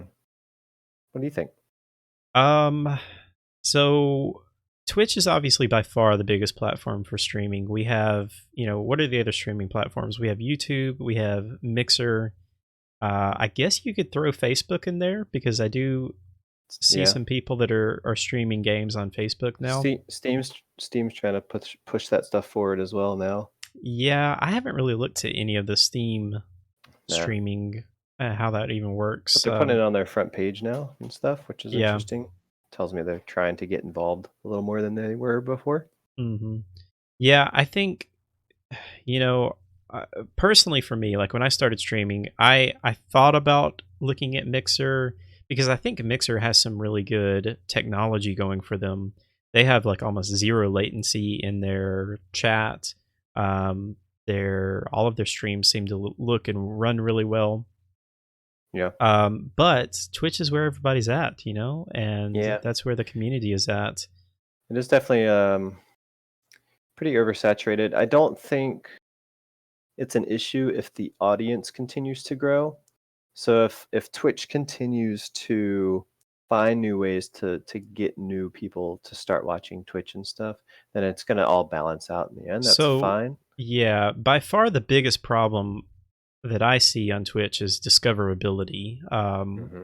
It's so hard to discover people because Twitch just naturally promotes their biggest, highest numbers first. When you go to a game, if you go to Fortnite, you're going to see Ninja as first, and then, I don't know, whoever else plays Fortnite. You're Yeah, going to see, it's sorted by viewer, you yeah, know? it's sorted by viewers. So the highest number of viewers are going to be first. And then also a super popular game like Fortnite that has hundreds and thousands of people streaming that, you may Mhm. have to scroll, 10 pages down I mean, and you're it's still it was like 15,000 people streaming Fortnite just a couple days ago, I checked. that's crazy. So how And do you if you're the 8,000th person, how does that yeah, work, you I know? know. So it really comes down to, like, unfortunately, you're kind of on your own. You have to find people, you have to network, you have to make new friends, you have to go to other people's channels. You can't rely on just people finding you. I think Right. that's the hardest part about starting too, is like nobody wants to watch the guy who just started and is sitting at 0 viewers on the bottom, you know? Mhm. But people do want to watch you if you've been hanging out in your channel, or their channel rather, and you kind of get to know them and stuff, and then you naturally, just naturally it comes up in conversation like, oh yeah, I stream on the side too, or something like, oh cool, I'll check you out. And hey, now suddenly you have a viewer, or two viewers, or 10, or whatever. So yeah, Yeah. it stinks. I kind of wish, there was a better solution, but I don't know what that solution would be. And if I did, I would go and get paid lots of money to bring that solution. Well, I mean, it would So be it would be really nice if there was some kind of SEO, search engine optimization that mhm. Twitch used to, I don't know, maybe hashtags or maybe they Yeah, I find mean, stuff in your they have like the description.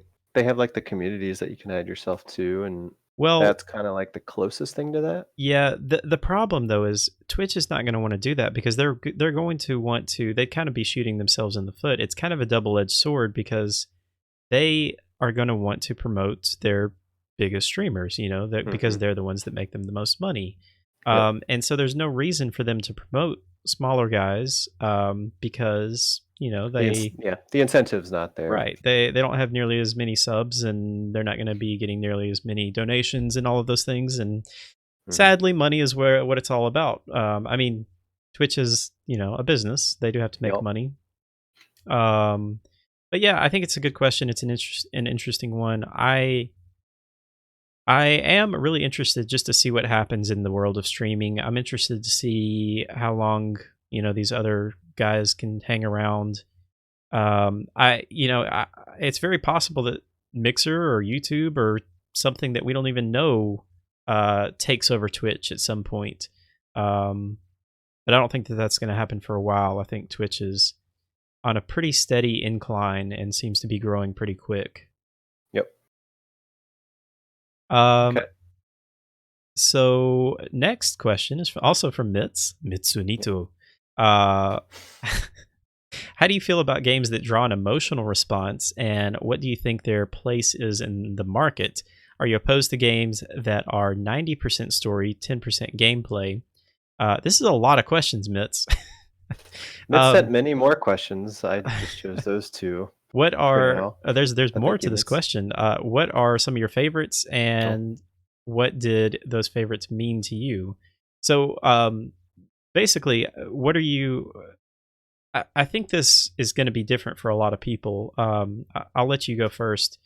sure. Uh, Yeah, I mean, I think there is a place for it. I think, for more narratively focused games, that walking simulators, as we'll call them. But I think that the next evolution of that is, what games like, Braid did, and what some other games are trying to do too. It's like, how can, the next step for the medium is how do you push that to the next level? And the next level is, okay, how do you, like I said earlier, how do you marry the two? How do you marry gameplay tied through impactful storytelling and stuff? It's tricky. It's very, very, it's something that hasn't been done enough, that nobody really knows how to do. That's why there's only a couple games I think you can really name that really do that well. Um, but for now, I think there is a place for these types of games, and I find myself like not, and I'm not paying attention to that market as much as I used to. I think they really started becoming a thing right when like the original The Walking Dead and like Telltale was starting to come out, and they were starting to do some stuff. And I played The Walking Dead and I loved it. But now I'm like, well, if I sit down and I want to play a game, I only have so much time. I kind of want to play a game, you know. Not saying that these aren't games, but I want to enjoy a game for its gameplay. But ideally, if I could experience another game that ties the two together, then I would play that probably first above anything else. I think that would be really, really cool. So I don't know if I have many favorites in this category. I wouldn't put Braid in this conversation. I would say like the first episode of Walking Dead probably is pretty high up there. It's a really Um, good game. yeah, I've heard A so really many great good story. things. It's a great story. Yeah, I really think like that was the first sense of like believable and realistic characters and a believable and realistic world, even though the cartoony style um, would kind of give a different impression. Um, but I've heard great things about like Edith Finch, and I never played. Gosh, what's the Fulbright Steve Gaynor game? It's in a room. Dear, no, is it Dear Esther? Dear Esther? I don't remember if it's that game. Is that him? It's the popular one that was in a room. Was that game in a room? No, this looks Dear like it's Esther, I outside. don't think it was in a room. No, what's the other one? Somebody's gonna remember. It's kind of like when that game came out, everybody was like, "Oh, it's a walking simulator," and it kind of started sparking some of this conversation. I have it in my library, so somewhere. Well, I'll talk a little bit about my feelings on this. So I think people play games for different reasons, and I personally play games for more of the story aspect. So story I rank much higher for me personally than Mhm, gameplay. I mhm. will suffer through poor gameplay if it has a really rich and meaningful story. Yep. Like 100% of the times. Um, with that being said, there's games like Bloodborne or um, I don't know, Bloodborne's or like the Souls games are the ones that really come to mind because I wish I knew more about I don't really think that they have a story. I think that they have very deep lore, and I wish I knew more about that. But Sure. I Yeah. pretty much 100% play those games just to kill the bosses and go through the areas and just enjoy the areas.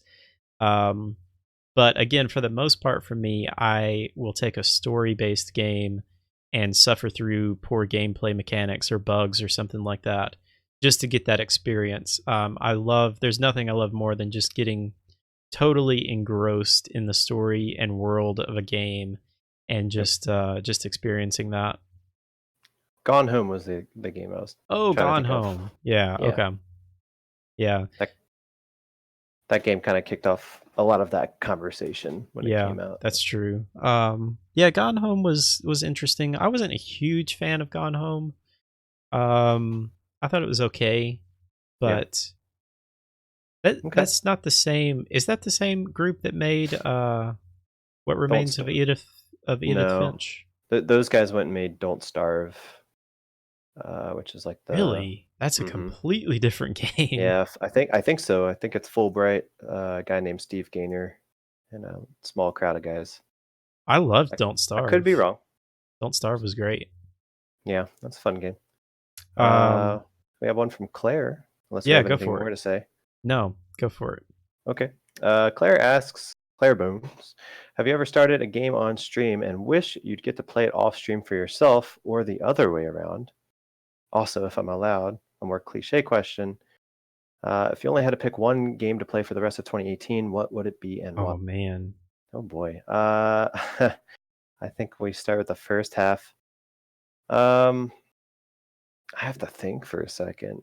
I really do. Well, I can answer that one. Okay. I definitely I don't know if like I don't know if I regret this or anything, but I started playing God of War on stream Mhm. and I finished it off stream. For me personally, like I have a routine when I play a game, especially before I started streaming. I would turn off all the lights. Um, I would, get my headphones on, Put on some Barry Manilow and light some light a candles. candle. Uh-huh. Yeah, no, I usually do light a candle. You got to get the aromatherapy going on. Uh-huh. Um, Yep. I would get into this mood and turn up the volume, and I would just engross myself in the game. Mm. And I definitely find that more difficult to do with streaming, especially for Yeah. a really heavy story based game like that. Um, because you have these bright lights and you have all this stuff going on around you, and so it's so tough because like I love doing that, but at the same time I also love streaming, and it's like I'm hanging out with my friends and getting to experience this game with them. Yeah. So it's really tough. I don't I'm not upset that I finished that game off stream because first of all, when I was playing that, I didn't really have anybody watching anyway because Mhm. that was one of those things where it was like 200,000 people playing that game when it first came Yep. out, and I was one of those with like one viewer, which was myself. And Mhm. so yeah, I was like, yeah, I think I'm just going to finish this off stream and just enjoy this myself, and I'm very glad that I did that. But now looking on it, if I had a few people watching, I think I would enjoy watching or playing that with people watching too. I always worry about spoilers. I know Jimbo has talked about this, and I think Yeah. every streamer worries about this, that somebody's going to jump in and say, "Oh, this is what happens at the end." Um, so that's definitely one thing. But let's see. What do you have anything or Yeah, I that mean, you want to talk about? I think a game that I'm actually afraid of playing on stream is anything in the Soul series. I'm not Mm. sure. I feel like going into that game as a completely fresh, like new experience, and then suddenly people jumping in who the game has a very passionate community. Let's use that phrase, I guess, where it's like, oh, well, you're not building this way, or no, duh, why are you using that weapon? Don't you know better? Da, da, da, da. And like stuff like that can probably start happening from it. So I'm a little bit streamer shy of that game, I think. But That's totally understandable. As yeah, someone who's a huge fan of the Souls games, I can say that there's nothing I love more than watching someone play through those games yep, blind. yeah, Um, I could see that as well. But yeah. you're one of the good ones. So. I think that there's a lot of people like that. I think that there are definitely people like you say that, want to backseat game. And it's a very easy game to do that with because it's like these things, that there's a bonfire like right around the corner, Yep, but there's like yeah, five different ways that you can go, and you're like, just go that way to get to the a good bonfire. kind of weird example. Well, you know of the giant bomb guys. I have a giant bomb T-shirt on right now. Um, they did a feature called Vinnyvania, where Vinny played through all the Castlevania games, and I was so excited for them to get the Symphony of the Night, 'cause I love that game. That's a game I replay every couple of years, just because I love it so much. Um, and when they finally got to it, chat basically ruined everything. It was just Oh like, what, man. that game has a sense of exploration where it's like, of course you're gonna run around in circles up here for a little while. You don't know where you're supposed to go or whatever, and everybody's like, no, you got to go over here. Why are you guys over here right now? And you should be using this weapon. And that started happening, and they were really. Vinny was like, why don't we just shut the chat off for a little bit? Like just they were getting so upset with it, and it kind of ruined their experience with it. I was like, man, I've been waiting for this for years, and Yeah. the freaking chat ruined it. And so I'm afraid of having that experience for myself. Also, the game I would play for the rest of 2018 is probably The Witcher. That's always my Witcher desert island. 3. I think my desert island Desert pick. Island. Yeah, let's go. Um, Is yeah, always going to be Witcher. interesting. Yeah. For me, it's tough to pick a story-based game, even though the Witcher in general, Witcher series in general, is one of my favorite gaming experiences ever. Mm. it's tough for me to want to replay it, um, especially just like right after I finish it because there's just so much story involved that like I wish I could just forget it. And if I could take like an amnesia pill right after I finished it, and then somebody's got to invent that like a temporary amnesia pill or something. I would totally be Mm, down for that. I'll that's I'll a very test it. cyberpunk kind of topic. I'll sign up for the tests. Okay. My game, my desert. I always say this is my desert island game is XCOM or XCOM 2. Yeah. That's a game that you can literally just play over and over and over and over and over again, and it's always different. There's Yeah. always different things going on. I love that game. So glad that I got into those games. Cool. Hey Zora, how are you?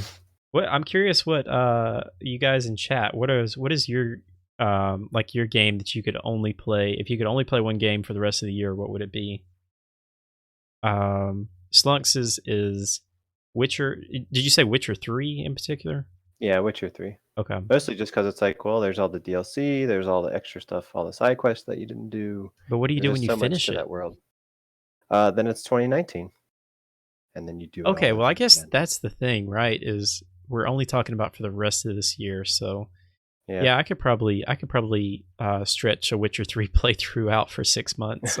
Yeah. All right, Jimbo asks, I like this question. What are some of your top memorable gaming moments? Stuff that'll stick with you forever. Hmm. You have any off the top of your head? Most recently, probably near, probably the ending to that game. I think that's probably the most I've cried in a video game, at a video game in a while. Man, I Um, gotta go back to that game. yeah, I think that hit me just in a maybe I was just at a maybe it was like a perfect time in my life to experience that kind of game. I don't really know what it was, but it was just like, no, this is like passing what games do, I think, Hmm. right now, sort of thing. Now I had to struggle through not the greatest gameplay in the world and a not great world, and not the greatest told story as well, but it did a lot of cool stuff, I was mostly gonna towards the say latter half. at least you get to look at 2B the whole time, but you don't because the No, next playthrough is like the guy. no. I can't remember his name. But yeah, Uh, I do really want to go back to that game and finish it. 9S is his name. Yeah. Um, that game's probably the most recent one for me. I probably have some older stuff, What you know. about so tell me a little bit about your gaming history. Like when did you really get into Boy. games? Were you a big when you were a kid into games? Yeah, probably a Sega Genesis was Okay. kind of like my first main big console. So it was a lot of like Shining Force and Comic Zone, and we had a Sega channel, which was awesome. So that was great. But so I was trying to think like, okay, what about like older stuff? I think beating Final Fantasy VII for the first time Mm. was pretty memorable thing because I did that by myself and it was insanely hard. Um, I didn't know that the game scaled with your levels, and if anything, the higher level you are, kind of the harder it can get. And so I had like almost everybody maxed out, and the last fight was just insanely hard. Um, Did you play that when it so first came out, like on launch, yeah, I want to or say pretty maybe close like to it? close enough to it. I my dad got it for Christmas, and I wound up playing through the whole thing. So there's that. There's so many moments I can't even pick one out. Just so many people I met through EverQuest. I played EverQuest for about 7 years or so, and met some of the coolest people I've ever met in my life. And when I was 15, I flew out to Seattle to go meet them and everything, and I hung out with them for a couple days, and they came down here, and it was just like, man, this is kind of crazy. That was back in, early 2000s, so before, I mean, that's before YouTube was a thing, so Isn't it crazy that YouTube wasn't a thing until what, 2005, 2006? yeah, when did I, I thought it was even later than that. When was Well, I mean, YouTube created? Yeah, 2005. Yeah, that's when 2005, or that's when YouTube was actually created, but Google didn't Hmm. buy them until probably 2007 or something like that. Yeah. Um, so for me, I have a bunch. I have a bunch of like really memorable moments. I think one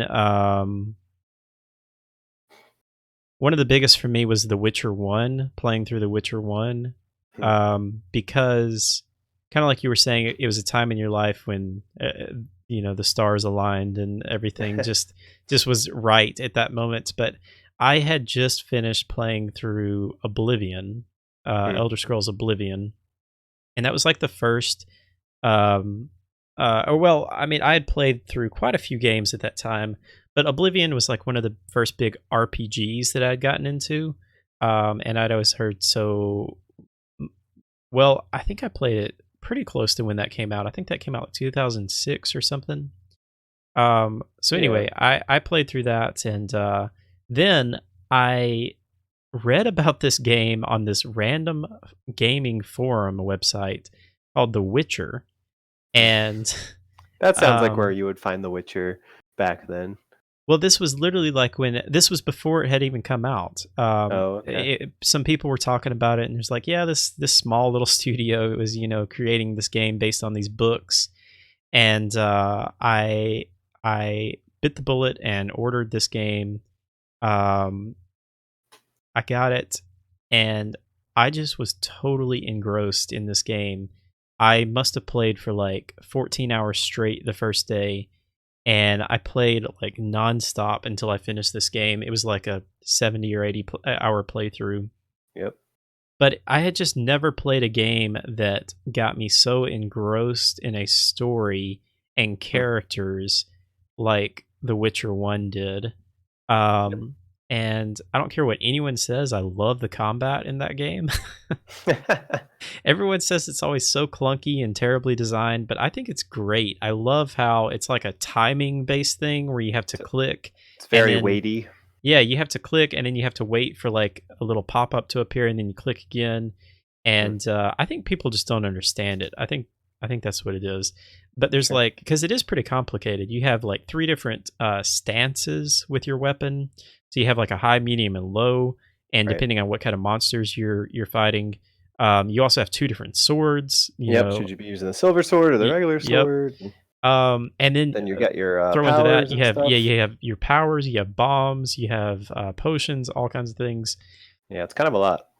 It is a lot. So I loved the gameplay. I loved exploring the world, but more than anything, like I said, I just loved the story and the characters and Yep. like I think of like trying to talk to Shawnee in her house, and she's living in this house with this old hag who you have to like go back to every day and keep trying to get through her to get with Shawnee. And it's just I don't know, it's just one of those things that I wish I could go back, like you said before, take an amnesia pill, go back and play that game again. Yep. Um and again, I know so much of this is nostalgia. If I played through it today with all the games that have come out, I probably wouldn't think it's as good. But for me, playing through that game, it was just nothing like I'd ever experienced in storytelling and characters, and that that's one thing that definitely sticks out for me as a memorable moment. Okay. Cool. What was the shoot? We were talking about Witcher. Oh, I was talking about Witcher 3 and comparing it to Assassin's Creed. The crazy thing about Witcher that I wanted from Origins was Witcher does such a good job of having I wouldn't call it a medium-sized cast of characters that you then know for like 200 hours. Like Witcher 1, Witcher 2, Witcher 3, they're all there. Hmm. You interact with them. Whereas Origins was just like, hey, here's this new guy, you're never going to see him again. Here's this new guy, you're never going to see him again. So Yeah. you don't have that feeling of that sense. What was the what was that analogy with the Marvel movie I used? I said Origins is like a Marvel movie. It Oh yeah. has such a cool world, but you're not going to remember the plot like 2 months Right. later, sort of thing, or the characters or anything. So I hope at some point I'm so burned out on Marvel movies, but I hope at some point when they're all finished and done with them, I'm going to like go on a binge fest and watch every single one of those movies from start to finish. That Like, sounds like a death sentence. That sounds no, like it's gonna be great. yeah, it's gonna be great. Okay. Yeah, I kind of wonder how they're gonna age. Really, you're just watching the same movie over and over and over. I'll just tell you, it's I know. establishing shot. Here's a sneaky thing that the bad villain that they're not going to reveal is doing. All right, 10 minutes later passes. There's Tony Stark. All right, Tony Stark's here now. You know what? Cool. You know what I'm hoping will happen is somebody will do like a recut of all the movies and make like every movie into one giant like 10-hour experience. Okay, that could be cool. That That could be would be good. cool if and I doubt the timelines work like this in this universe. But it'd be cool if like some movie is taking place during another movie's time and that they could intermingle that through editing. Yeah, that would That be could be cool. interesting. Have a little bit of like Star Wars um, editing going on where it's different storylines, sort of Yeah. thing. All right, let's move on to this next question. All right. We got Periton saying, question for both of you, not easy to answer. What are your three favorite games of all time? There's no way I can answer this question. I could Yeah, give that's you tough. three games of my favorite games of all, not the favorite games. Um, I mean, looking around my room, I have an Okami poster. So Okami is definitely one of those game with a lot of heart, a lot of charm, fun story, good characters, blast to play. On my left, I have a Life is Strange poster. um, I just showed Mitz that yesterday. Um, that just a I was saying earlier, I don't really play the story-driven games as much now, but Life is Strange, I think, somehow broke that exception. Um, and it's just an amazing game. I think it's an amazing story. I think it's a really cool. It's definitely not perfect, but it's a game that stuck with me for a while. I think the game has the true ending. I think is really really well done, which Hmm. I feel like a lot of don't games notoriously end bad. Like they go, we're out of time, just wrap it up and ship it. I don't know. Um, I'll just keep naming a whole bunch of games. Vandal Hearts always comes back to mind. That's a tactics game for the PlayStation 1. I try to replay through that every 5-ish years or something like that. Braid, you got Fez, you got um, Witcher. Witcher 3 would be up there. I don't know if it'd be on a top 10. There's just a lot of stuff. There's so many good games out there. Of course, I'm going to be missing stuff and hate myself. Prey is probably Prey and Evil Within 2 kind of struck home with me last year. I know not everybody dug Prey, but I thought it was awesome. I thought it was amazing. Yeah. I I was agree. very engrossed. I I have kind of like a personal rule for myself.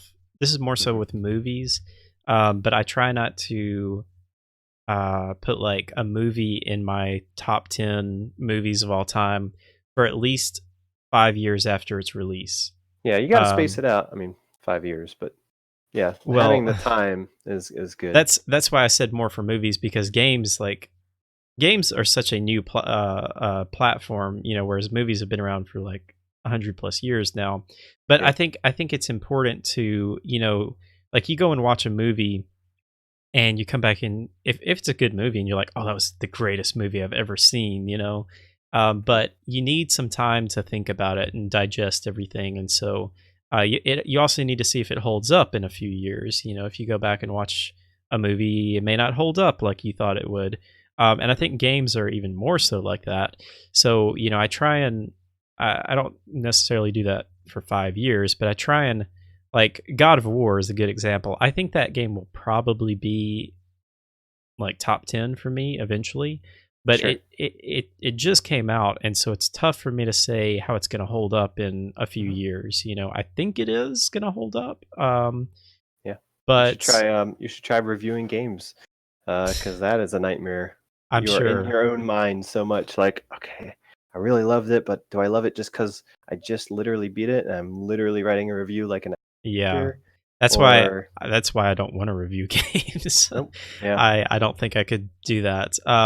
But anyway, to answer the question, I think, The Witcher 1 is definitely one of Yeah. my top games, and I fully admit, like, this is a huge nostalgia thing, that I fully admit that maybe it hasn't held up so well, but for me personally, the way I felt when I finished that game and when I played through that game was, just one of my favorite experiences of all time. Bloodborne, I think, has been out long enough that I can say definitively that's definitely one of my top games of all time. Mhm. Really, if I could just say like the Souls games in general, Sure. Mr. just Souls himself yeah, is just lump all of those into one. mhm. Um, Man, I don't know if I can think Yeah. of any just one thing. There's so many good ones. Um, Oh, I completely forgot to mention one of the greatest games ever made, Mass Effect 2. Mass Effect 2. I have Pretty a high up there. little tough time saying Mass Effect 2 is, yes, one of the greatest games of all time. I Yep. have a tough time putting it in like one of my top games of all time just because it's surrounded by Mass Effect 1 and 3, Right. which Mass Effect 1 I loved, Mhm. and was great story-wise. I think mechanically it was really rough. Mhm.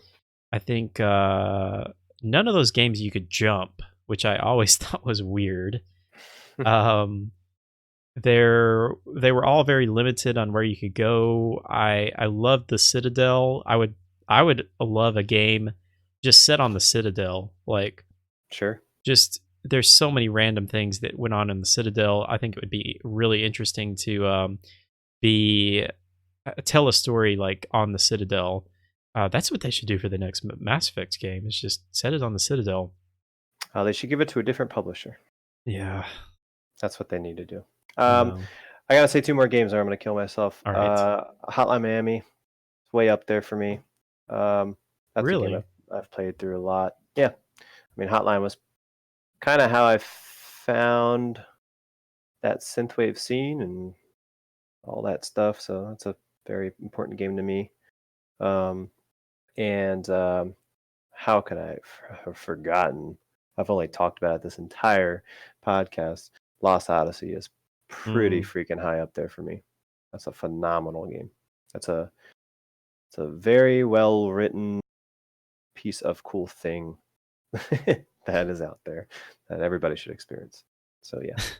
Citadel CSEC Detective. Yeah, that would be awesome. Can you just imagine if it was like we need more detective games, but if it was like kind of a stealthy detective game where you're just like going and solving mysteries and murders and things That like was actually that. part of what I liked in Origins. Is Origins Yeah. basically Bayek is basically the Egypt sheriff, and he has to run around and do some detective work, kind of, because they probably liked how The Witcher 3 did it. Yeah. But sometimes at the end of those, there would be this cool little cutscene of like, okay, here's what happened because I put all the pieces together.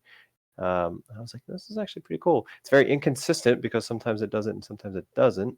But uh, yeah, detective stuff is cool. We It need more of is. those. Um I'm always afraid of like, oh, it's like detective game to me always makes me think of like point and click kind of stuff, like point and yeah. click adventures or whatever. You know what I want is a really good heist game. Um like like the GTA 5 heists, Hmm. but just like a single player story driven game like Okay. that.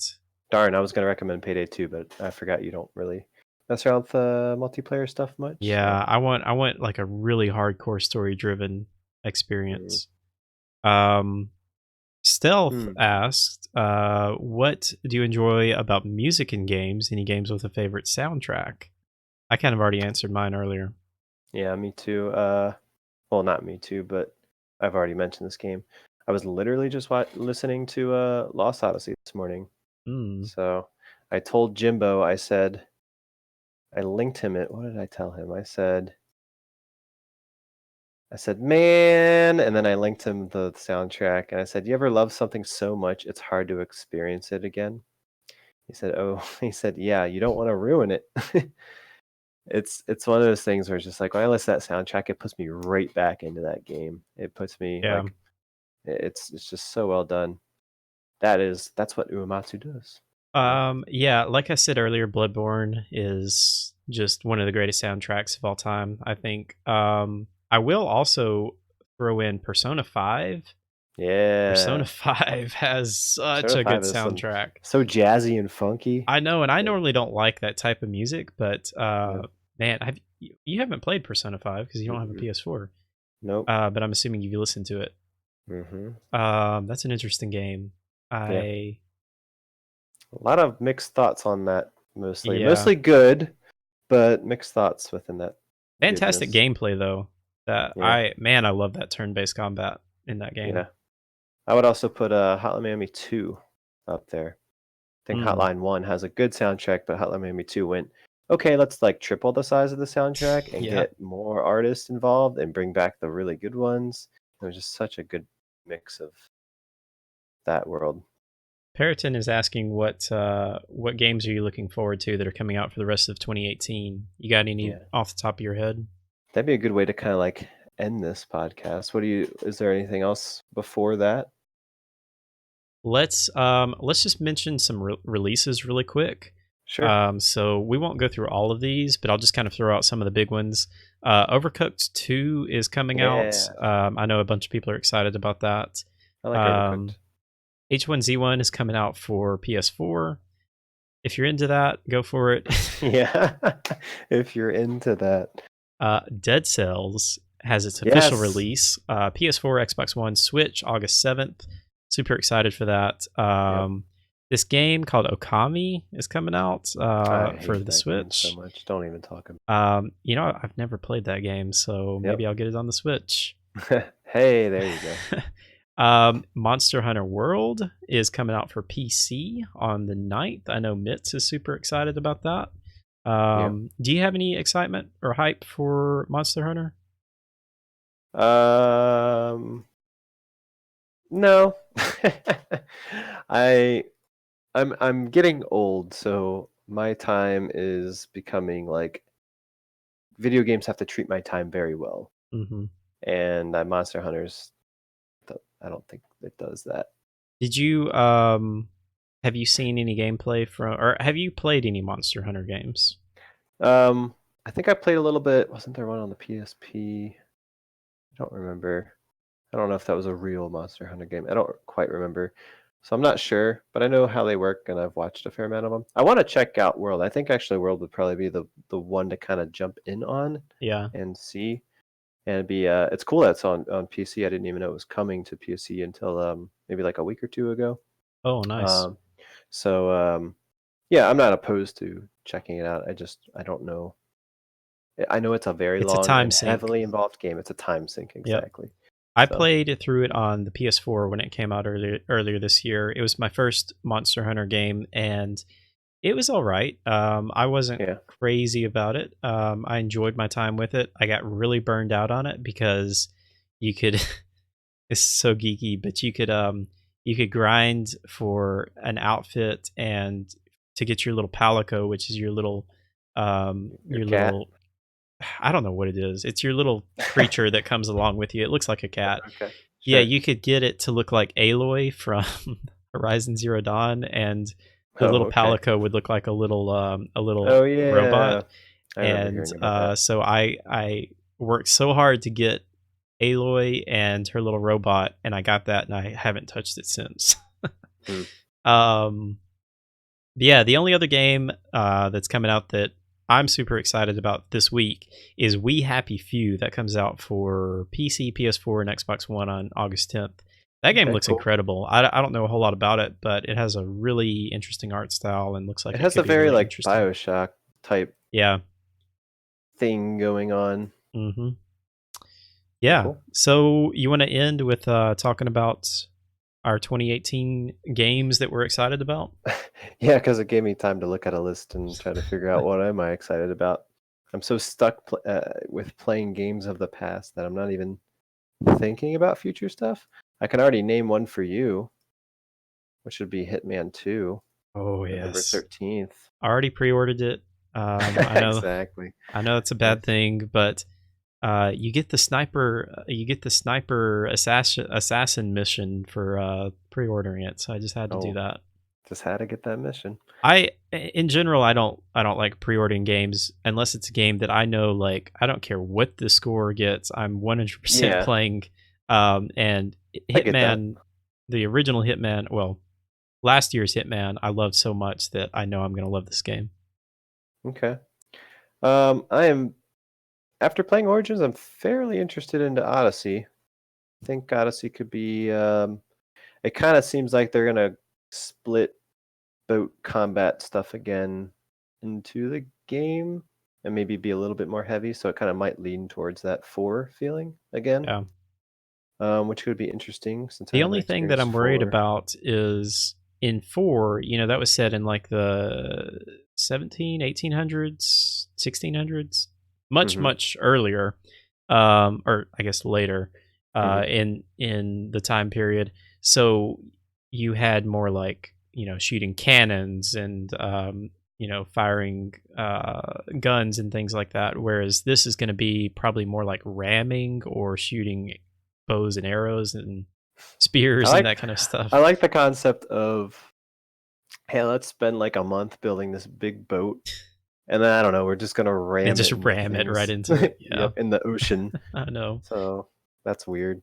Also, Life is Strange 2 is in September, so I'm not quite sure what to expect from that. Um, I thought I would have been all over the what's it, Before the Storm, I think is what Mhm. it's called. But I didn't I haven't touched any of that. So Really. I'm not quite sure if it's just like, do I want do I want to keep one a perfect thing in my mind and I don't want to ruin it by, something else, or I don't know what's going on. But and then also, what's it, Shadow Tomb Raider called again? Yeah, The next Tomb Raider game. I think it's called Shadow of the Tomb Raider, right? Yes, Shadow of the Murder Because Shadow Tomb. everything. They have to do Shadow now.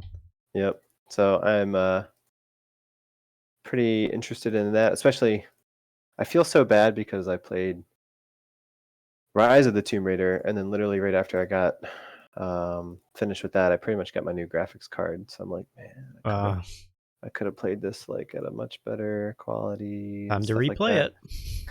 I was thinking about that, but again, I'm apparently playing Fallout 4 for the rest of my life. So, so, but yeah, that's kind of it. I feel like most of what I've wanted has come out this year. I just need to go back and play those games. Mhm. Um, I really wish I had a Switch so I could get my hands on Octopath. Kind of just looking at the list right here. Um, what? Why is Fortnite in this list? Oh, it came to Switch in June. Okay. Um, I kind of want to replay Divinity 2.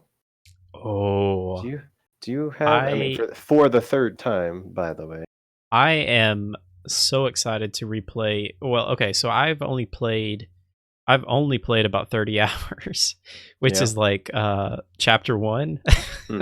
Yeah. Act One. Yeah, act 1, but I got addicted to that game for like 2 weeks straight. Mm. And then I got super busy with work, and so I kind of put it off, and I am sad to say that I never went back. Yeah, But I've had that happen before. at the end of this month, this is a perfect time to jump back in. At the end of this month, they're coming out with the, I think, the Xbox and the PS4 version, but they're also releasing like a gigantic patch that is going to, I think, like completely rewrite the tutorial and change like a bunch of things, fix a whole Hmm. bunch of things. So that's when I'm planning on getting back into that game. I'm just a little worried because that is a massive, massive game. Yeah, it could fix. Hopefully they don't nerf out me and Jimbo's critical hit chance build where we were like critting 95% of the time or something ridiculous. Um, I would love to play that with other people, but That's what I was gonna recommend. I'm just worried because you have to play it once you start playing with somebody else. Like you can't play a little bit and then bring somebody in and then play a little bit more. I think you have to always be playing on that Yeah. particular playthrough with someone else. Yeah, I think me, Jimbo, Naffer, and another guy named Charlie, we played kind of just like a couple hours across the week. It would be like one of those things where earlier in the day we're texting each other like, "Hey, anybody around tonight to do that stuff?" And have to. It's a lot of coordinating. It's a Yeah. lot of time, but it's good. I Yeah. kind of wonder, would that game work if, like, let's say me and you said we're gonna play every Sunday and Thursday, or something like that, and we scheduled out a chunk of time for it, or something like that. So Yeah, that's that's a what you type would have to do. that's a fun game to replay, I think, Mhm. because you start wrapping your head around how it works a little bit better, and you can kind of make some ridiculous builds. And there's so many different styles of characters that you can make. So, but yeah, I think I'd be excited to do something like that. But Cool. it's a lot of time. Yeah. Might have to just quit my job. So we'll see what happens. Yeah, sorry guys, I got to play Divinity 2. Divinity 2 is my life now. Yep. Yeah, as far as me, I'm looking forward to so many games. We Happy Few, I'm very excited about. Mhm. Um, let's see, September, we've got Spider-Man. I'm very excited about that. Of Looking good. course, Tomb Raider. Hmm. October, we've got. I'm always excited for the Call of Duty and the Battlefield games. I know they're getting so repetitive now, but I still enjoy. I'm always cool with Battlefield. I think that's always a fun thing to get into. I'm really sad that we don't have any single player Call of Duty this year because that's literally the only reason that I play those games is for Yeah. the 6 hour single player.